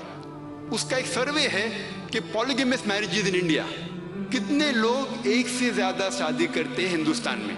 اور وہ سروے میں یہ لکھا گیا تھا کہ ہندوستان میں مسلمان لوگ 4.31% ایک سے زیادہ شادی کرتے ہیں. 4.31% پالیگیمس میرجز. یعنی ہندوستان میں مسلمان لوگ 4.31% ایک سے زیادہ شادی کرتے. اور اسی سروے میں لکھا گیا تھا کہ ہندو لوگ ہندوستان میں، اور یہ سروے تھا 1951 سے لے کے 1961 میں، 10 ایئرس کا سینسس تھا، ہندو اس ہندوستان ملک میں 5.06%، یعنی اس کا مطلب ہندو لوگ ایک سے زیادہ بیوی مسلمان سے زیادہ کرتے ہیں. یہ کون کہہ رہا ہے؟ گورنمنٹ کا اسٹیٹسٹکس. حالانکہ گورنمنٹ کے حساب سے ایک سے زیادہ شادی کرنا ہندو کے لیے اجازت نہیں ہے. آؤ ہم دیکھیں قرآن مجید اس کے بارے میں کیا کہتا ہے. قرآن مجید میں اللہ تعالیٰ فرماتے ہیں سورہ نساء میں سورہ نمبر 4 آیت نمبر 3 میں کہ آپ ان عورتوں سے شادی کرو جنہیں آپ چاہتے ہیں، 2، 3 یا 4، لیکن اگر آپ اپنی بیویوں کے درمیان عدل نہ کر سکو تو صرف ایک. قرآن مجید کیا آتا ہے کہ آپ ان عورتوں سے شادی کر سکتے جو آپ کو پسند ہے، 2 ہو، 3 ہو یا 4 ہو، لیکن آپ ان کے درمیان اگر عدل جسٹس نہ کر سکو تو صرف ایک. تو یہ آیت کہ صرف ایک شادی قرآن مجید کے علاوہ کوئی بھی مذہبی کتاب میں نہیں ہے. یہ چیلنج ہے. میں اسلام اور دیگر مذاہب کا طالب علم ہوں، کوئی اسکالر نہیں ہوں، طالب علم ہوں، لیکن میں پڑھا ہوں الحمدللہ ویدا، بھگوت گیتا، رامائن، مہا بھارت، بائبل، تلمود، گرنتھ، اوستا. کوئی بھی کتاب میں نہیں لکھا ہے کہ ایک ہی شادی کرنا چاہیے، صرف قرآن میں. اور بہت سے لوگوں کو غلط فہمی ہے کہ اسلام کے اندر ایک سے زیادہ شادی کرنا فرض ہے. ایک سے زیادہ شادی کرنا فرض نہیں، مباح ہے، آپشنل ہے، کرنا چاہو تو کر سکتے ہیں، لیکن جب آپ ایک سے زیادہ شادی کرو گے تو بیوی کے درمیان عدل کرنا ضروری ہے. اور آؤ ہم یہ سمجھے کہ اللہ سبحانہ و تعالیٰ نے اجازت کیوں دی کچھ لوگوں کو ایک سے زیادہ شادی کرنے کی. آج سائنس یہ کہتی ہے کہ قدرتی طور سے لڑکا لڑکی بالکل وہی فیصد سے پیدا ہوتے ہیں. لڑکا لڑکی، عورت مرد 50-50% کے درمیان لگ بھگ پیدا ہوتے ہیں. لیکن اگر آپ کوئی بھی پیڈیاٹیشین سے پوچھیں گے جو بچوں کا ڈاکٹر ہے، وہ کہے گا کہ لڑکی کو بیماریوں سے لڑنے کی، جراثیم سے لڑنے کی زیادہ طاقت ہے. کوئی بھی ڈاکٹر آپ کو کہیں گے. تو بچپن میں ہی آپ دیکھیں گے زیادہ لڑکوں کی موت ہوتی بنسبت لڑکیوں کی. تو بچپن میں ہی آپ دیکھیں گے، پیڈیاٹک ایج میں آپ دیکھیں گے لڑکیاں لڑکے سے زیادہ ہے. زندگی بڑھتی ہے، بڑھنے کے بعد کئی لوگ مر رہے ہیں. کئی لوگ مر رہے شراب پینے سے، کئی لوگ مر رہے سگریٹ پینے سے، کئی لوگ مر رہے ایکسیڈنٹ میں، کئی لوگ مر رہے ہیں جنگ میں. اور اکثر یہ سارے حالات میں آدمی زیادہ مرتے ہیں، مرد بنسبت عورت سے زیادہ مرتے ہیں. تو آج کی تاریخ میں اور ہمیشہ یہ رہا ہے کہ عورتیں مرد سے زیادہ ہیں. دنیا میں عورتیں مرد سے زیادہ ہیں. کچھ ممالک ہیں، مثال کے طور پہ ہندوستان تو تھرڈ ورلڈ کنٹری ہے جس کے اندر مرد عورت سے زیادہ ہے. اس کی بھی وجہ ہے. اگر آپ ایک پروگرام سنیں گے، BBC پہ آیا تھا، لیٹ ہر ڈائی، اسے مرنے دو، پروگرام اسائنمنٹ. اس میں ایملی بیکنن، ایک برٹش رپورٹر، وہ آ کے انڈیا میں سروے کرتی ہے اور کہتی ہے کہ ہندوستان میں ہر روز کم از کم 3,000 بچے جو ماں کے پیٹ میں ہیں وہ گرائے جاتے ہیں جب یہ پتا چلتا ہے کہ وہ بچہ ماں کے پیٹ میں لڑکی ہے. ہر روز 3,000 سے زیادہ بچے ماں کے پیٹ سے گرائے جاتے ہیں جب یہ پتا لگتا ہے کہ وہ لڑکی ہے. یعنی سال میں تقریباً 10 لاکھ سے زیادہ، مور دین 1 ملین بچے جو ماں کے پیٹ میں جب یہ پتا چلتا ہے کہ لڑکی ہے انہیں گرایا جاتا ہے ہندوستان میں، ہمارے دیش میں. اور Tamil Nadu government hospital report کے متعلق ہر 10 بچی جو پیدا ہوتی ہے گورنمنٹ ہاسپٹل میں جو لڑکی ہے، ہر 10 لڑکی جو پیدا ہوتے ہیں اس میں سے 4 کا قتل کیا جاتا ہے. 4 کا قتل کیا جاتا ہے. اگر یہ کام جو بالکل غلط ہے، حرام ہے، لڑکی کا قتل کرنا، ماں کے پیٹ میں سے بچہ گرانا چونکہ وہ لڑکی ہے، یہ بالکل غلط ہے، حرام کام ہے. اگر یہ کام ہندوستان میں بند ہو جائے گا تو انشاءاللہ ہندوستان میں بھی 20-30 سال میں عورتوں کی جو تعداد ہے مرد سے زیادہ ہوں گی. آج کے اسٹیٹسٹکس یہ کہتے ہیں کہ صرف نیو یارک میں 10 लाख से ज्यादा औरत मर्द के मुकाबले में है। सिर्फ यूएसए में 78 लाख 7.8 मिलियन 80 में 2 कम लाखों औरतें मर्द से ज्यादा है। सिर्फ यूके में, सिर्फ ब्रिटेन में 40 लाख से ज्यादा औरतें मर्द के मुकाबले में हैं। सिर्फ जर्मनी में 50 लाख से ज्यादा औरतें मर्द के मुकाबले में हैं। सिर्फ रूस में, सिर्फ रशिया में 90 लाख से ज्यादा औरतें मर्द के मुकाबले में हैं। और अल्लाह ही, खुदा ही जानता होगा सारे आलम में, सारे दुनिया में कितने औरतें मर्द से ज्यादा होंगी। मान लो मैं इस बात को तस्लीम करता हूं, मान लो सिर्फ आर्गुमेंट के तौर पे मैं इस बात को तस्लीम करता हूं कि हर मर्द एक ही औरत से शादी करना चाहिए, मान लो। और अगर मेरी बहन या आपकी बहन अमेरिका में रह रही है जहां पे 80 में 2 कम लाख औरतें मर्द से ज्यादा है, और सपोज मार्केट सैचुरेटेड है, मतलब हर मर्द ने एक औरत अपने लिए ढूंढ ली, फिर भी 80 में 2 कम लाख यानी पौने करोड़ से ज्यादा औरतें को शौहर नहीं मिलेंगे। और अगर मिसाल के तौर पे मेरी बहन अमेरिका में या आपकी बहन अमेरिका में, और बदकिस्मती से वो ये पौने करोड़ से ज्यादा में से एक औरत है, तो उसके लिए क्या रास्ता है? सिर्फ 2 ही रास्ता है कि वो ऐसे आदमी से शादी करे जिसकी शादी हो चुकी है, या वो बाजार की जीनत बने। लोग बोलेंगे बाजार की जीनत, जाकिर भाई आप ऐसा सख्त अल्फाज इस्तेमाल कर रहे। मैं ये सबसे अच्छे उर्दू जो जानता हूं, मैं उससे अच्छी उर्दू तो जानता नहीं हूं। मैं, मेरे उर्दू में कमजोरी है। इंग्लिश में कहता हूं पब्लिक प्रॉपर्टी, बाजार की जीनत। और कोई रास्ते ही नहीं है, ये 2 रास्ते के अलावा और कोई रास्ता ही नहीं। 2 रास्ते रह जाते कि इधर उससे शादी करो जिसकी शादी हो चुकी, या बाजार की जीनत बने। और अगर आप देखेंगे अमेरिका में आम है, अमेरिका में मिस्ट्रेसेस आम है, रखेल रखना बहुत आम है, लेकिन एक से ज्यादा शादी करना उनको हजम नहीं होता। और अमेरिकन स्टैटिस्टिक्स ये कहते हैं कि आमतौर पे एक मर्द 8 औरतों से हम बिस्तर करते हैं आमतौर पे। कुछ लोग करते होंगे 2, कुछ लोग 10, कुछ लोग 20। आमतौर पे एक अमेरिकन मर्द 8 औरतों से हम बिस्तर करता है शादी करने के पहले।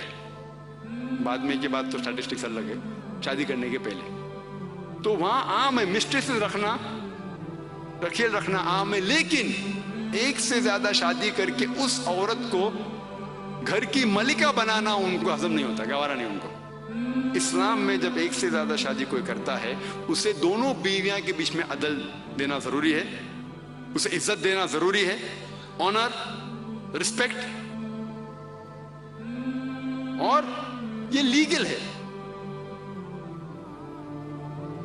तो अभी का जो प्रॉब्लम है, आज की जो हालत है दुनिया में, खवातीन मर्द से ज्यादा है। तो इस्लाम में उसका सलूशन है, उसका जवाब है। 5वां तो गलतफहमी, लोग कहेंगे कि अगर इस्लाम में मर्द को एक से ज्यादा शादी करने की इजाजत है, तो खवातीन को एक से ज्यादा शादी करने की इजाजत क्यों नहीं? पॉलीजेनी is allowed in Islam, polyandry is not allowed. ये तो कुरान की आयत है, सूरह निसा सूरह नंबर 4 आयत नंबर 23, 24, 25, कि जिन लोग से आप शादी नहीं कर सकते उसकी फरिश दी गई है। और ये कहा गया है कि जो औरत की शादी हो चुकी है उससे आप फिर से शादी नहीं कर सकते। मतलब एक खातून एक साथ में एक से ज्यादा शौहर होना उसके लिए हराम है। इसकी वजह यह है कि मिसाल के तौर पे मान लो जब एक मर्द एक से ज्यादा बीवी उसकी है और जब बच्चा पैदा होता है तो आसानी से हमें यह पता लग सकता है कि उसकी माँ कौन है और उसका पिता कौन है, उसका वालिद कौन है और वालिदा कौन है। लेकिन अगर एक औरत उसको एक से ज्यादा शौहर है तो ये तो पता लग जाएगा उस बच्चे की माँ कौन है, लेकिन ये नहीं पता लगेगा उस बच्चे का बाप कौन है, उस बच्चे का पिता कौन है। मैं डॉक्टर होने के नाते जानता हूं کہ ابھی سائنس ٹیکنالوجی آگے بڑھ چکی ہے اور اب ایک نئی ٹیسٹنگ ہے, ڈی این اے ٹیسٹنگ, جینیٹک ٹیسٹنگ, جس سے کچھ حد تک معلوم پڑ سکتا ہے کہ کون باپ ہے, لیکن وہ تو ابھی وجود میں آئی. اسلام ماشاءاللہ نیا مذہب تو نہیں ہے. صرف ایک ہی وجہ نہیں ہے, کئی وجہ ہے جس کے لیے خواتین کو ایک سے زیادہ شادی کرنے کی ممانعت ہے, الاؤڈ نہیں ہے. سیکنڈ ریزن, سائنس ہم یہ کہتی ہے کہ مین از مور پالیگیمس in nature then the woman. مطلب آدمی فطرت سے اور پالیگیمس ہے as compared to the woman. آدمی فطرت سے وہ اور ایک سے زیادہ شادی کر سکتا ہے بنسبت عورت سے. اور آج کی سائنس یہ کہتی ہے کہ اگر ایک مرد کو اپنا رول کرنا ہے, اپنی ذمہ داریاں پوری کرنا ہے, اسے ممکن ہے کہ وہ ایک سے زیادہ شوہر کی ذمہ داری ایک ساتھ میں نبھا سکتا ہے.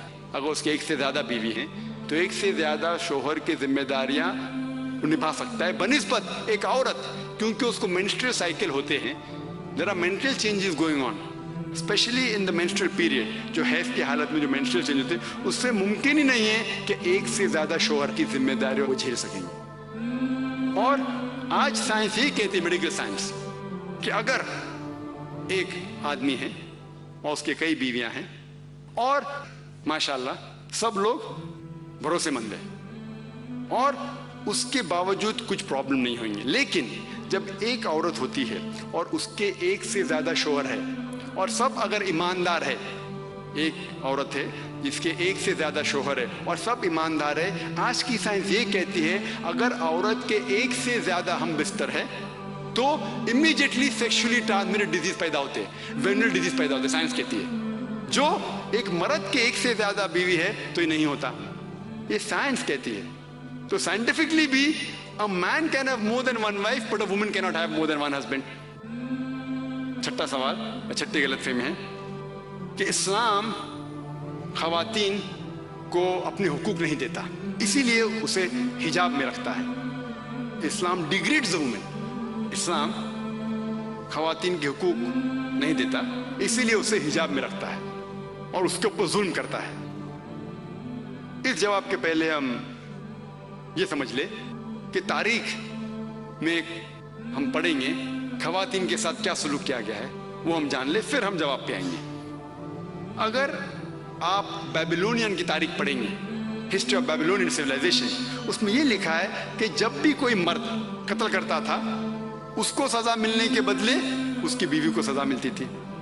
اگر آپ گریک سیولائزیشن پڑھیں گے, اس میں ایک خاتون تھی جس کا نام تھا پینڈورا, ایک امیجنری وومن تھی پینڈورا, جو گریک لوگ کہتے تھے اس کے وجہ سے ساری مشکلات جو دنیا میں ہیں وہ اس خاتون کی وجہ سے ہے. ان کا ایک تصور تھا جو غلط تھا. اور اس گریک سیولائزیشن میں خاتون کی عزت ہی نہیں تھی, ویشیا پنا کافی کامن تھا, عام تھا. اگر آپ رومن سیولائزیشن پڑھیں گے, اس کے اندر بھی nudity and prostitution was very common. ننگا پن اور ویشیا پنا بہت عام تھا. خواتین لوگ صرف مزے کے لیے استعمال کیے جاتے تھے اور چھوڑ دیے جاتے تھے.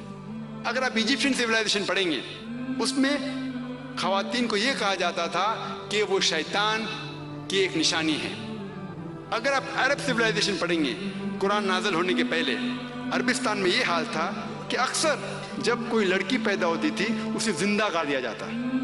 الحمدللہ ثم الحمدللہ قرآن نازل ہونے کے بعد یہ جو غلط کام بند ہو گیا. افسوس کی بات ہے کہ اپنے ہندوستان میں اب تک ہے. اسلام ایک وہ مذہب ہے اور محمد صلی اللہ علیہ وسلم وہ شخص ہے جن نے خواتین کا عہدہ اونچا کیا. الحمدللہ انہیں حقوق دیے, انہیں رائٹس دیے, لیکن اس کے ساتھ یہ بھی دکھایا کس طریقے سے حقوق کو قائم رکھے, کس طریقے سے اس عہدے کو قائم رکھے. ایک ہوتا ہے کہ کہنا کیا کرنا, اور کس طریقے سے قائم رکھنا وہ بھی بہت ضروری ہے. تو اسلام نے یہ بتایا کہ جب الحمدللہ خواتین کو اٹھایا گیا ہے اور کلی طور پہ عام طور پہ مرد اور عورت اسلام میں برابر ہیں, کچھ چیز میں مرد کا درجہ اونچا ہے, کچھ چیز میں عورت کا درجہ اونچا ہے, لیکن کلی طور پہ دونوں برابر ہیں. تو جب اسلام نے, قرآن نے عورت کا درجہ اٹھایا, انہیں یہ بھی چیز دکھائی کس طریقے سے اس سٹیٹس کو برقرار رکھے, اس عہدے کو برقرار رکھے. اور اکثر لوگ بات کرتے خواتین کے حجاب کے بارے میں. اللہ سبحانہ و تعالیٰ قرآن مجید میں پہلے مرد کے حجاب کے بارے میں ذکر کرتے پھر عورت کے. اللہ تعالیٰ فرماتے سورہ نور میں سورہ نمبر 24 آیت نمبر 30 میں کہ اے مومن مرد، اے مومن، جب بھی آپ کسی خواتین کو دیکھیں گے تو نظر نیچے کرو. اس کا مطلب جب بھی کوئی مرد خاتون کو دیکھتا ہے اور کچھ بھی غلط خیالات اس کے دل میں آتے ہیں، امیڈیٹلی قرآن کا حکم ہے کہ نظر نیچے کرو. ایک وقت ایک مسلمان ایک لڑکی کو گھور کے دیکھ رہا تھا، تو میں نے اس سے کہا بھائی صاحب آپ کیا کہہ رہے ہیں، یہ حرام ہے. تو اس نے کہا کہ ہمارے محمد صلی اللہ علیہ وسلم نے کہا کہ پہلی نظر معاف ہے، دوسری حرام ہے. میں نے اب تک آدھی نظر بھی پوری نہیں کیا. تو محمد صلی اللہ علیہ وسلم حدیث میں فرماتے ہیں کہ پہلی نظر معاف ہے، دوسری حرام ہے. اس کے مطلب یہ نہیں کہ اب 10 منٹ تک کے لڑکی کو گھورتے رہو بنا پل کے جھپکائے اور کہیں گے کہ نظر پوری نہیں ہے. محمد صلی اللہ علیہ وسلم کہنا یہ تھا کہ اگر آپ انجانے میں کوئی خاتون کو دیکھ لیتے ہیں، لڑکی کو دیکھ لیتے ہیں، تو جان بوجھ کے اس کے طرف پھر سے مت دیکھو. اس کے خوبصورتی کو دیکھنے کے لیے جان بوجھ کے واپس سے مت دیکھو.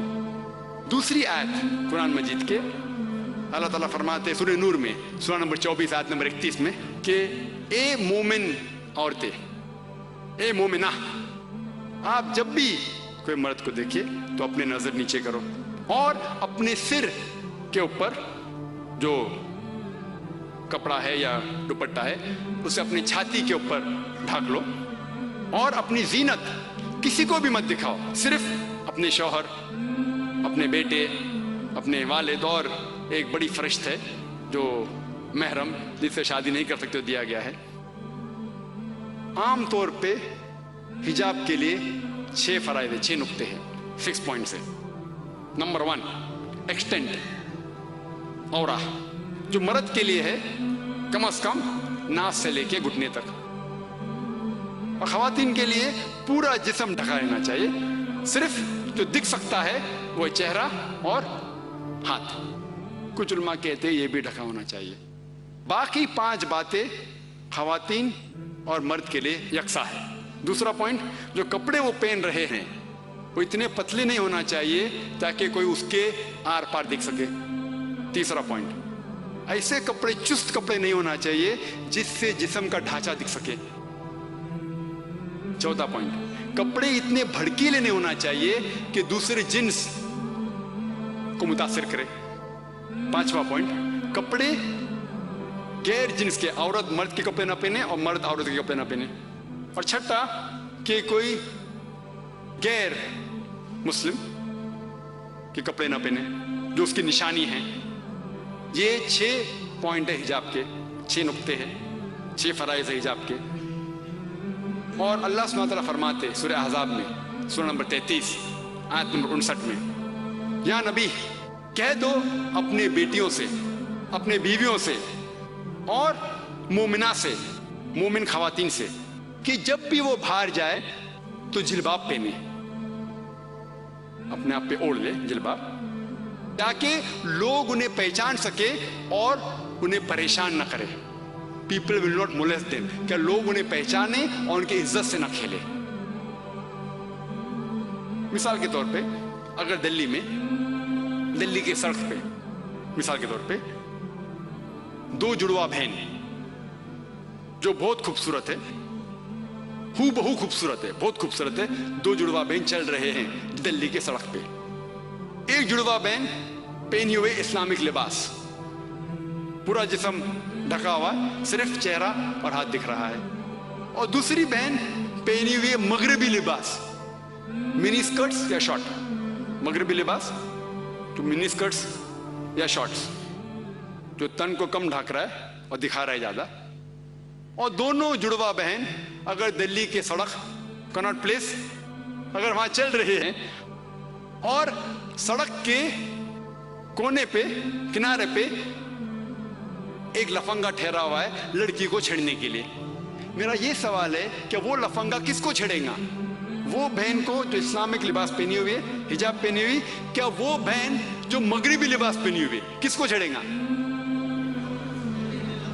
جو مغربی لباس پہنا ہوا ہے. قرآن صحیح کہتا ہے کہ حجاب خواتین کو محفوظ رکھتا ہے اور عزت برقرار رکھتا ہے. اور اس کے بعد اسلامی شریعت یہ کہتی ہے کہ اگر کوئی آدمی کسی عورت کا بلاత్కాر کرتا ہے، جبر زنا کرتا ہے، تو اس کے لیے سزائے موت، ڈیتھ پینلٹی. بہت سے غیر مسلم کہیں گے سزائے موت. آج کی تاریخ میں 21ویں صدی میں سزائے موت، کتنا بے درد دین ہے یہ اسلام، کتنا ناگوار دین ہے. لیکن میں سوال پوچھا ہوں ہزاروں غیر مسلم سے، اب بھی پوچھ رہا ہوں کہ مثال کے طور پہ خدا نہ کرے کوئی آپ کی ماں یا آپ کی بہن کا بلاత్కాر کرتا ہے اور وہ بلاత్కాر کرنے والے کو آپ کے سامنے لایا جاتا ہے اور آپ کو جج بنایا جاتا ہے، آپ کیا سزا اسے دیں گے؟ اور 100% مجھے جواب یہ ملا کہ سارے غیر مسلم نے کہا کہ ہم اسے سزائے موت دیں گے. کچھ غیر مسلم نے یہ بھی کہا کہ ہم اسے تڑپا تڑپا کے ماریں گے. تو جب آپ کی کوئی والدہ یا آپ کی بہن کا بلاత్కాر کرتا ہے، آپ کو اسے سزائے موت دینے کا ہے. دوسری کسی بہن کا بلاత్కాر کرتا ہے، آپ کے سزائے موت غلط ہے. یہ ڈبل سٹینڈرڈز کیوں؟ جو لا ہوتا ہے یہ کیوں ہونا چاہیے؟ اگر آپ جانتے، آج جو لوگ کہتے ہیں امریکہ اتنی ایڈوانسڈ ملک ہے، لوگ اس کی طرف دیکھتے، آپ جانتے وہ ایک ملک ہے جس میں زیادہ بلاత్కాر ہوتے ہیں. ایک ملک ہے جو نمبر 1 پہ نہیں ہے لیکن جو میکسیمم ریپ جتنے دنیا میں ہوتے اس میں سے ایک ملک ہے USA. FBI کے اسٹیٹسٹکس کے حساب سے 1991 کے FBI کے اسٹیٹسٹکس کے متعلق اس میں لکھا گیا ہے کہ ہر روز امریکہ میں 1756 بلاత్కాر ہوتے تھے. 1996 کے اسٹیٹسٹکس کے حساب سے 1996 کے اسٹیٹسٹکس کے حساب سے US crime department of justice وہ کہتی ہے کہ 1996 میں ہر روز آن ایوریج ہر روز 2713 بلاత్కాر ہوتے تھے. 91 میں 1756، 96 میں 2713. امریکن لوگ اور ذرا زیادہ بولڈ ہو گئے اور ہمت والے ہو گئے. ہر روز 2713، یعنی ہر 32 سیکنڈ میں ایک بلاత్కాر ہوتا ہے امریکہ میں آج کی تاریخ میں. ہم اس آڈیٹوریم میں لگ بھگ 2 گھنٹے سے ہیں. 2 گھنٹے سے جب سے ہم اس آڈیٹوریم میں ہیں 200 بلاత్కాر امریکہ میں ہو بھی چکے ہوں گے. میں آپ کو یہ پوچھنا چاہتا ہوں، اگر ہم اسلامک شریعت لاگو کریں امریکہ میں کہ کوئی بھی مرد کوئی خواتین کو دیکھے اور کوئی بھی غلط تصور اس کے دماغ میں آیا، اسے اپنی نظر نیچے کرنا چاہیے. اس کے بعد خواتین سارا جسم ڈھکے، صرف چہرہ اور ہاتھ چھوڑ کے. اور اس کے بعد اگر کوئی مرد بلاత్కాر کرتا ہے سزائے موت. میں یہ پوچھنا چاہتا ہوں کہ امریکہ میں بلاత్కాر کی فیصد بڑھیں گی، وہی رہیں گی یا گھٹیں گی؟ گھٹیں گی. آپ اسلامی شریعت لاگو کرو اور امیجیٹلی آپ کو ریزلٹس ملیں گے. اور جو ایکس ہوم منسٹر تھے LK اڈوانی، ابھی نہیں ہیں، اس دیش کے ہوم منسٹر تھے، ان نے تجویز کی تھی، ان نے کہا تھا گورنمنٹ سے کہ بلاత్కాر کرنے والے کو ڈیتھ پینلٹی ملنی چاہیے. اور میں الحمدللہ انہیں کانگریچولیٹ کیا. LK اڈوانی جو ہوم منسٹر تھے، ابھی نہیں ہیں، ان نے کہا تھا چند سال پہلے کہ بلاత్కాر کرنے والوں کو سزائے موت ہونا چاہیے. اور میں ان کی اس بات پہ سہمت ہوں. باقی بات سے شاید سہمت نہیں ہوں، بٹ اس بات پہ تو سہمت ہوں. اور انشاءاللہ جو اگلے ہوم منسٹر آئیں گے وہ یہ کہیں گے کہ خواتین کو حجاب بھی پہننا پڑے گا انشاءاللہ. کئی غیر مسلم، خصوصاً ہمارے جو ہندو دوست تھے، وہ کہتے کہ اسلام بڑا بے درد مذہب ہے کیونکہ وہ گوشت کھانے کی اجازت دیتا ہے، اس لیے بے درد ہے. ایک جانور کے جان لینا کتنا بے درد ہے، گوشت کھانے کی اجازت دیتا ہے اس لیے بے درد ہے. پہلے میں یہ کہنا چاہتا ہوں کہ ایک مسلمان شدھ شاکاہاری ہو کے، پیور ویجیٹیرین ہو کے بھی اچھا مسلمان ہو سکتا ہے. گوشت کھانا ہمارے لیے فرض نہیں ہے. قرآن میں یا حدیث میں کہیں لکھا نہیں کہ گوشت کھانا فرض ہے.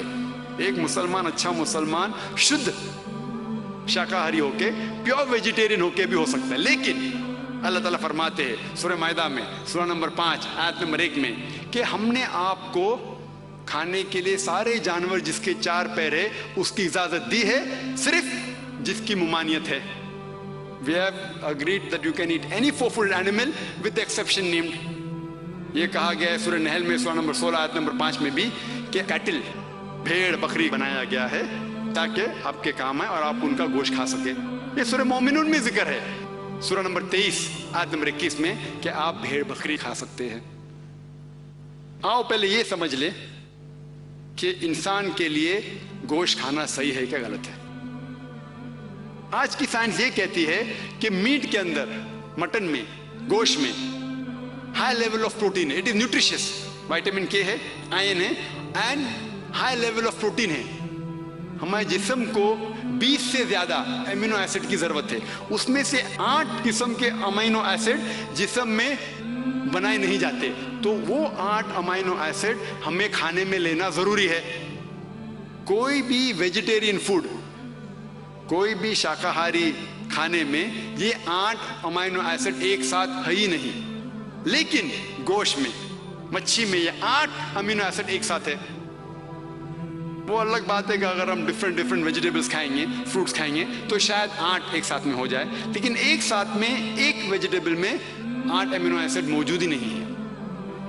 اور جو جانور صرف گھاس پھوس کھاتے ہیں، ہربیورس اینیمل، مثال کے طور پہ گائے، بکری، آپ دیکھیں گے ان کے دانت فلیٹ دانت ہیں، چپٹے دانت ہیں ان کے. وہ صرف گھاس پھوس کھا سکتے، گوشت کھا ہی نہیں سکتے. ان کے دانت ہیں چپٹے، ہربیورس سیٹ آف ٹیتھ. آپ وہ جانور کو دیکھیں گے جو گوشت کھاتے ہیں، مثال کے طور پہ شیر ببر، چیتا، ان کے نوکیلے دانت ہیں، کینائن ٹیتھ. وہ صرف گوشت کھاتے ہیں، گھاس پھوس کھا ہی نہیں سکتے. اگر آپ جا کے آئینے میں اپنے دانت دیکھیں گے، ہمارے پاس چپٹے دانت بھی اور نوکیلے دانت بھی ہے. اگر اللہ تعالیٰ چاہتا کہ ہم صرف گھاس پھوس کھائے تو یہ نوکیلے دانت کیوں دیے ہمیں؟ یہ کینائن سیٹ آف ٹیتھ کیوں دیے؟ اس سے یہ ظاہر ہوتا ہے کہ ہم گوشت بھی کھا سکتے ہیں. اور جو ڈائجسٹو سسٹم ہے بھیڑ بکری کا، وہ صرف گھاس پھوس کھا سکتا ہے، گھاس پھوس ہضم کر سکتا ہے، گوشت ہضم کر ہی نہیں سکتا ہے. ڈائجسٹو سسٹم جو چیتے کا ہے، شیر کا ہے، شیر ببر کا ہے، وہ صرف گوشت کو ہضم کر سکتا ہے، گھاس پھوس کو کر نہیں سکتا ہے. ہمارا ڈائجسٹو سسٹم جو بھگوان نے بنایا ہے، جو خدا نے بنایا ہے، جو اللہ سماعت بنایا ہے، وہ گھاس پھوس بھی ہضم کر سکتا ہے، گوشت بھی ہضم کر سکتا ہے. اگر اللہ تعالیٰ چاہتا کہ ہم صرف گھاس پھوس کھائے تو ایسا ڈائجسٹو سسٹم کیوں دے جو گوشت کو بھی ہضم کر سکتا ہے. اور بہت سے لوگ کو یہ غلط فہمی ہے، ہمارے ہندو دوست لوگ کو، کہ ان کی مذہبی کتابیں گوشت کھانے سے روکتی ہیں. یہ غلط فہمی ہے. اگر آپ ان کی مذہبی کتاب پڑھیں گے، ان کی مذہبی کتابوں میں گوشت کھانے کی ممانعت نہیں ہے. اگر آپ پڑھیں گے Manusmriti chapter number 5 verse number 30، ادھیائے 5 شلوکا 30، اس میں لکھا ہے کہ بھگوان نے کچھ جانور کو کھانے کے لیے بنایا ہے، کچھ جانور کو کھلانے کے لیے. God has created some animals to eat and some to be eaten. اگر آپ وہ جانور کھاتے ہیں جو کھانے کے لیے بنائے گئے ہیں تو آپ کچھ گناہ نہیں کرتے. منوسمرتی ادھیائے 5 شلوکا نمبر 30. آگے آپ پڑھیں گے منوسمرتی ادھیائے 5 شلوکا نمبر 31 میں کہا گیا ہے کہ اگر آپ وہ جانور کا قتل کرتے ہیں جو پوجا کے لیے بنائے گئے تو آپ کو کوئی گناہ نہیں ہے. منوسمرتی ادھیائے 5 چیپٹر 5 ورس نمبر 39 and 40، 39 اور 40، اس میں لکھا گیا ہے کہ اگر آپ سیکریفائز میں گوشت کھاتے ہیں، پوجا کے لیے گوشت کھاتے ہیں تو کوئی گناہ نہیں کر رہے. اور کئی ایسے حوالے ہیں رگ ویدا میں جہاں لکھا ہوا ہے کہ آپ بھینس کھا سکتے. کتنے حوالے ہیں رگ ویدا جلد نمبر 10. اور اگر آپ مہا بھارت پڑھیں گے انوشاسن پرو ادھیائے نمبر 88 جس کا ذکر منوسمرتی میں بھی ہے، بھیشم سے پوچھا جاتا ہے، یدھشٹر سب سے بڑے بھائی ہے، وہ بھیشم سے پوچھتے ہیں کہ یگنا میں، پوجا میں ہمیں کیا چیز دینا چاہیے تاکہ ہمارے پردادا خوش ہوں گے, ancestors will be happy. تو بھیشما جواب دیتے ہیں کہ اگر آپ بھاجی, پھل اور چاول دیں گے تو ہمارے پردادا 1 مہینے کے لیے خوش ہوں گے. اگر پھل بھاجی چاول دیں گے 1 مہینے کے لیے. اگر آپ مچھی دیں گے تو 2 مہینے کے لیے. اگر گوشت دیں گے تو 3 مہینے کے لیے. اگر خرگوش دیں گے تو 4 مہینے کے لیے. اگر بکری دیں گے تو 5 مہینے کے لیے. اگر سور دیں گے تو 6 مہینے کے لیے. اگر پرندہ دیں گے تو 7 مہینے کے لیے. ہرن دیں گے تو 8 مہینے کے لیے. یہ مینیو ہے, پورا لمبا ہے. آخر میں کہا جاتا ہے کہ اگر آپ بھینس دیں گے تو 11 مہینے کے لیے, اور اگر آپ گائے دیں گے تو 1 پورے سال کے لیے ہمارے پردادا خوش ہوئیں گے. اور اگر آپ رائنوسرس دیں گے تو ہمیشہ کے لیے خوش ہوئیں گے. تو اگر آپ ہندو مذہبی کتاب پڑھتے ہیں تو اس سے یہ معلوم پڑتا ہے کہ ہندو مذہبی کتاب کے اندر بھی گوشت کھانے کی ممانعت نہیں ہے. لیکن کیونکہ بہت سے لوگ دیگر مذاہب کی طرف جا رہے تھے, مثال کے طور پہ جینزم, اس لیے ان نے دوسری مذہب کی چیز کو اختیار کیا. اور اگر دیگر مذاہب سے پوچھیں گے کیوں آپ گوشت نہیں کھاتے, تو وہ کہتے ہیں کہ کسی کی جان لینا حرام ہے. جب آپ گوشت کھاتے ہیں تو جانور کی جان لیتے ہیں, اسی لیے حرام ہے.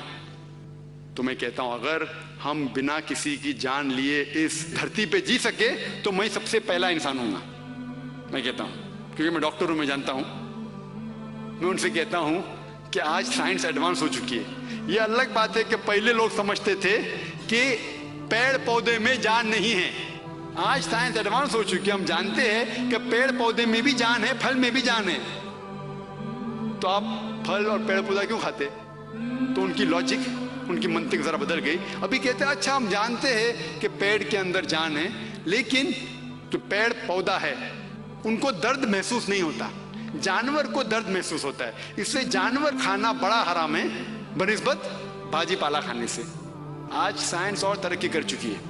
سائنس یہ کہتی ہے کہ پیڑ پودے بھی ان کو درد ہوتا ہے, وہ ہنس بھی سکتے, وہ رو بھی سکتے, وہ چلا بھی سکتے, لیکن ان کی آواز ہمارے کانوں تک نہیں پہنچتی, کیونکہ ہمارے کان صرف 20 سائیکلز ٹو 20,000 سائیکلز, 20 سے 20,000 سائیکلز پر سیکنڈ تک سن سکتے. اس کے نیچے, اس کے اوپر ہمارے کان کو نہیں سنائی دیتا. لیکن پیڑ پودے بھی روتے ہیں, ہنستے ہیں, خوش ہوتے ہیں.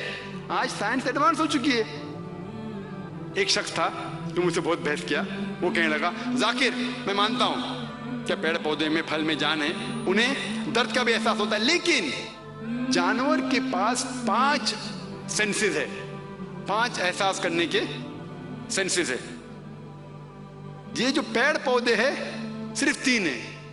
تو کیونکہ پیڑ پودے کے سینسز جو احساس کرنے کے نا, احساس مطلب ٹچ, ٹیسٹ, فیل, یہ سب احساس سینسز بولتے ہیں انگریزی میں. تو کیونکہ پیڑ پودے میں 2 کم ہیں, اسی لیے پیڑ پودے کو مارنا کم گناہ ہے. تو میں نے اس شخص سے کہا کہ مان لو آپ کا کوئی بھائی ہے جو گنگا اور بہرا پیدا ہوتا ہے, نہ سن سکتا ہے نہ بول سکتا ہے, 2 سینسز کم ہیں, 2 احساس کرنے کی چیز کم ہے. اگر وہ بڑا ہوتا ہے اور کوئی اس کا قتل کرتا ہے تو آپ جا کے جج سے کہیں گے کہ جج میرے بھائی کے قاتل کو کم سزا دو کیونکہ اس کے پاس 2 سینسز کم تھے. آپ تو الٹا کہیں گے کہ قاتل کو ڈبل سزا دو, اس نے معصوم کو مارا ہے, بیچارہ بہرا تھا اور گنگا تھا. اسلام میں بہرا گنگا 2 سینس زیادہ 2 سینس کم.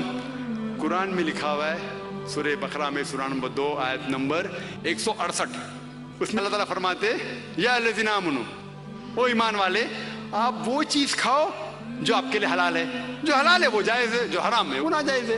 تو جو چیز حلال ہے ہم کھا سکتے. کوئی اگر شدھ شاکاہاری ہے, مجھے کوئی گلا شکوہ اس سے نہیں ہے, کوئی گلا شکوہ نہیں.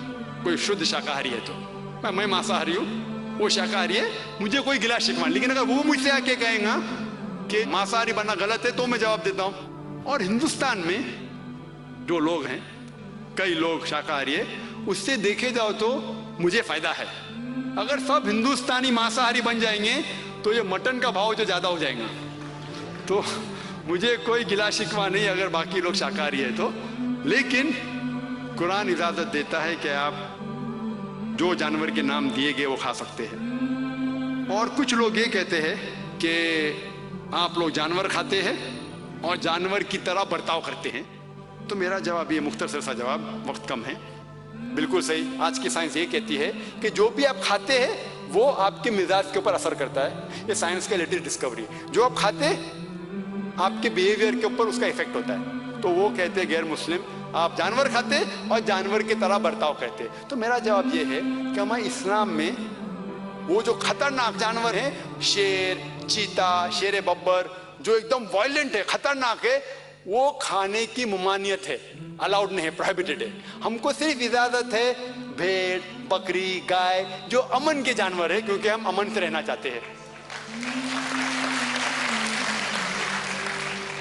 کچھ غیر مسلم کہتے ہیں ٹھیک ہے آپ جانور کھاتے ہیں، ہمیں کوئی اعتراض نہیں، آپ جانور کھاتے کوئی اعتراض نہیں، لیکن آپ جب ذبح کرتے ہیں تو اتنے تکلیف سے جانور کو کیوں مارتے ہیں؟ تڑپا تڑپا کے کیوں مارتے ہیں؟ ایک جھٹکا دو جانور مر گیا. اور اسی طریقے سے ہمارے ایک سکھ دوست اور ایک مسلمان بھائی سے بحث چل رہی تھی. وہ سکھ بولتے آپ کو مارنے کا تو جھٹکا سے مارو، فنش، ایک جھٹکے میں جانور مر گیا، آپ تڑپا تڑپا کے کیوں مارتے؟ تو اپنا مسلمان بھائی جو اس کے ذہن سے اس نے جواب دیا، اس نے کہا کہ آپ لوگ بزدل ہے، آپ لوگ پیچھے سے وار کرتے، ہم مرد کے بچے آگے سے وار کرتے. یہ جواب صحیح نہیں ہے. یہ ایک چٹکلا تھا، چٹکلا، جوک، چٹکلا کہتے نا. تو یہ صحیح جواب نہیں. صحیح جواب اسلام میں ہم ذبح کرتے ہیں. اس کی وجہ یہ ہے کئی شرائط ہیں کہ چھری تیز ہونا چاہیے، جلدی سے کرنا چاہیے، ایک جانور کو دوسرے جانور کے سامنے ذبح نہیں کرنا چاہیے، کئی چیزیں ہیں. سب سے اہم ہے کہ جب آپ ذبح کرتے ہیں تو آپ تھروٹ کو اور ونڈ پائپ کو کاٹتے ہیں، اور ویسلز آف دا نیک، جو گردن کے جتنے ہیں ویسلز، اس کو کاٹتے ہیں. لیکن اسپائنل کارڈ کو، جو ریڑھ کی ہڈی ہے، اس کو آپ ہاتھ نہیں لگانا چاہیے، کیونکہ جب ہم ذبح کرتے ہیں ونڈ پائپ اور یہ گلے کو کاٹتے ہیں along with the vessels of the neck، heart pump کر رہا ہے بلڈ، دل ابھی تک چلتا ہے اور خون بہہ جاتا ہے. اگر ہم ریڑھ کی ہڈی اسپائنل کارڈ کو ڈیمیج کریں گے تو جو نرو جو دل کو جا رہی ہے وہ ڈیمیج ہو سکتی ہے. دیکھیں بھی کارڈیاک اریسٹ، دل بند ہو سکتا ہے. جب دل بند ہو جائے گا تو سارا خون جسم میں رہے گا. تو ایک ضروری چیز ہے کہ جب ہم ذبح کرتے ہیں تو یہ جو ونڈ پائپ کو کاٹتے، تھروٹ کو کاٹتے، ویسل کو کاٹتے، اور دل ابھی تک کے خون کو پمپ کر رہا ہے باہر. ہمارا مین مقصد ہے کہ خون جانور کے جسم سے باہر جائے.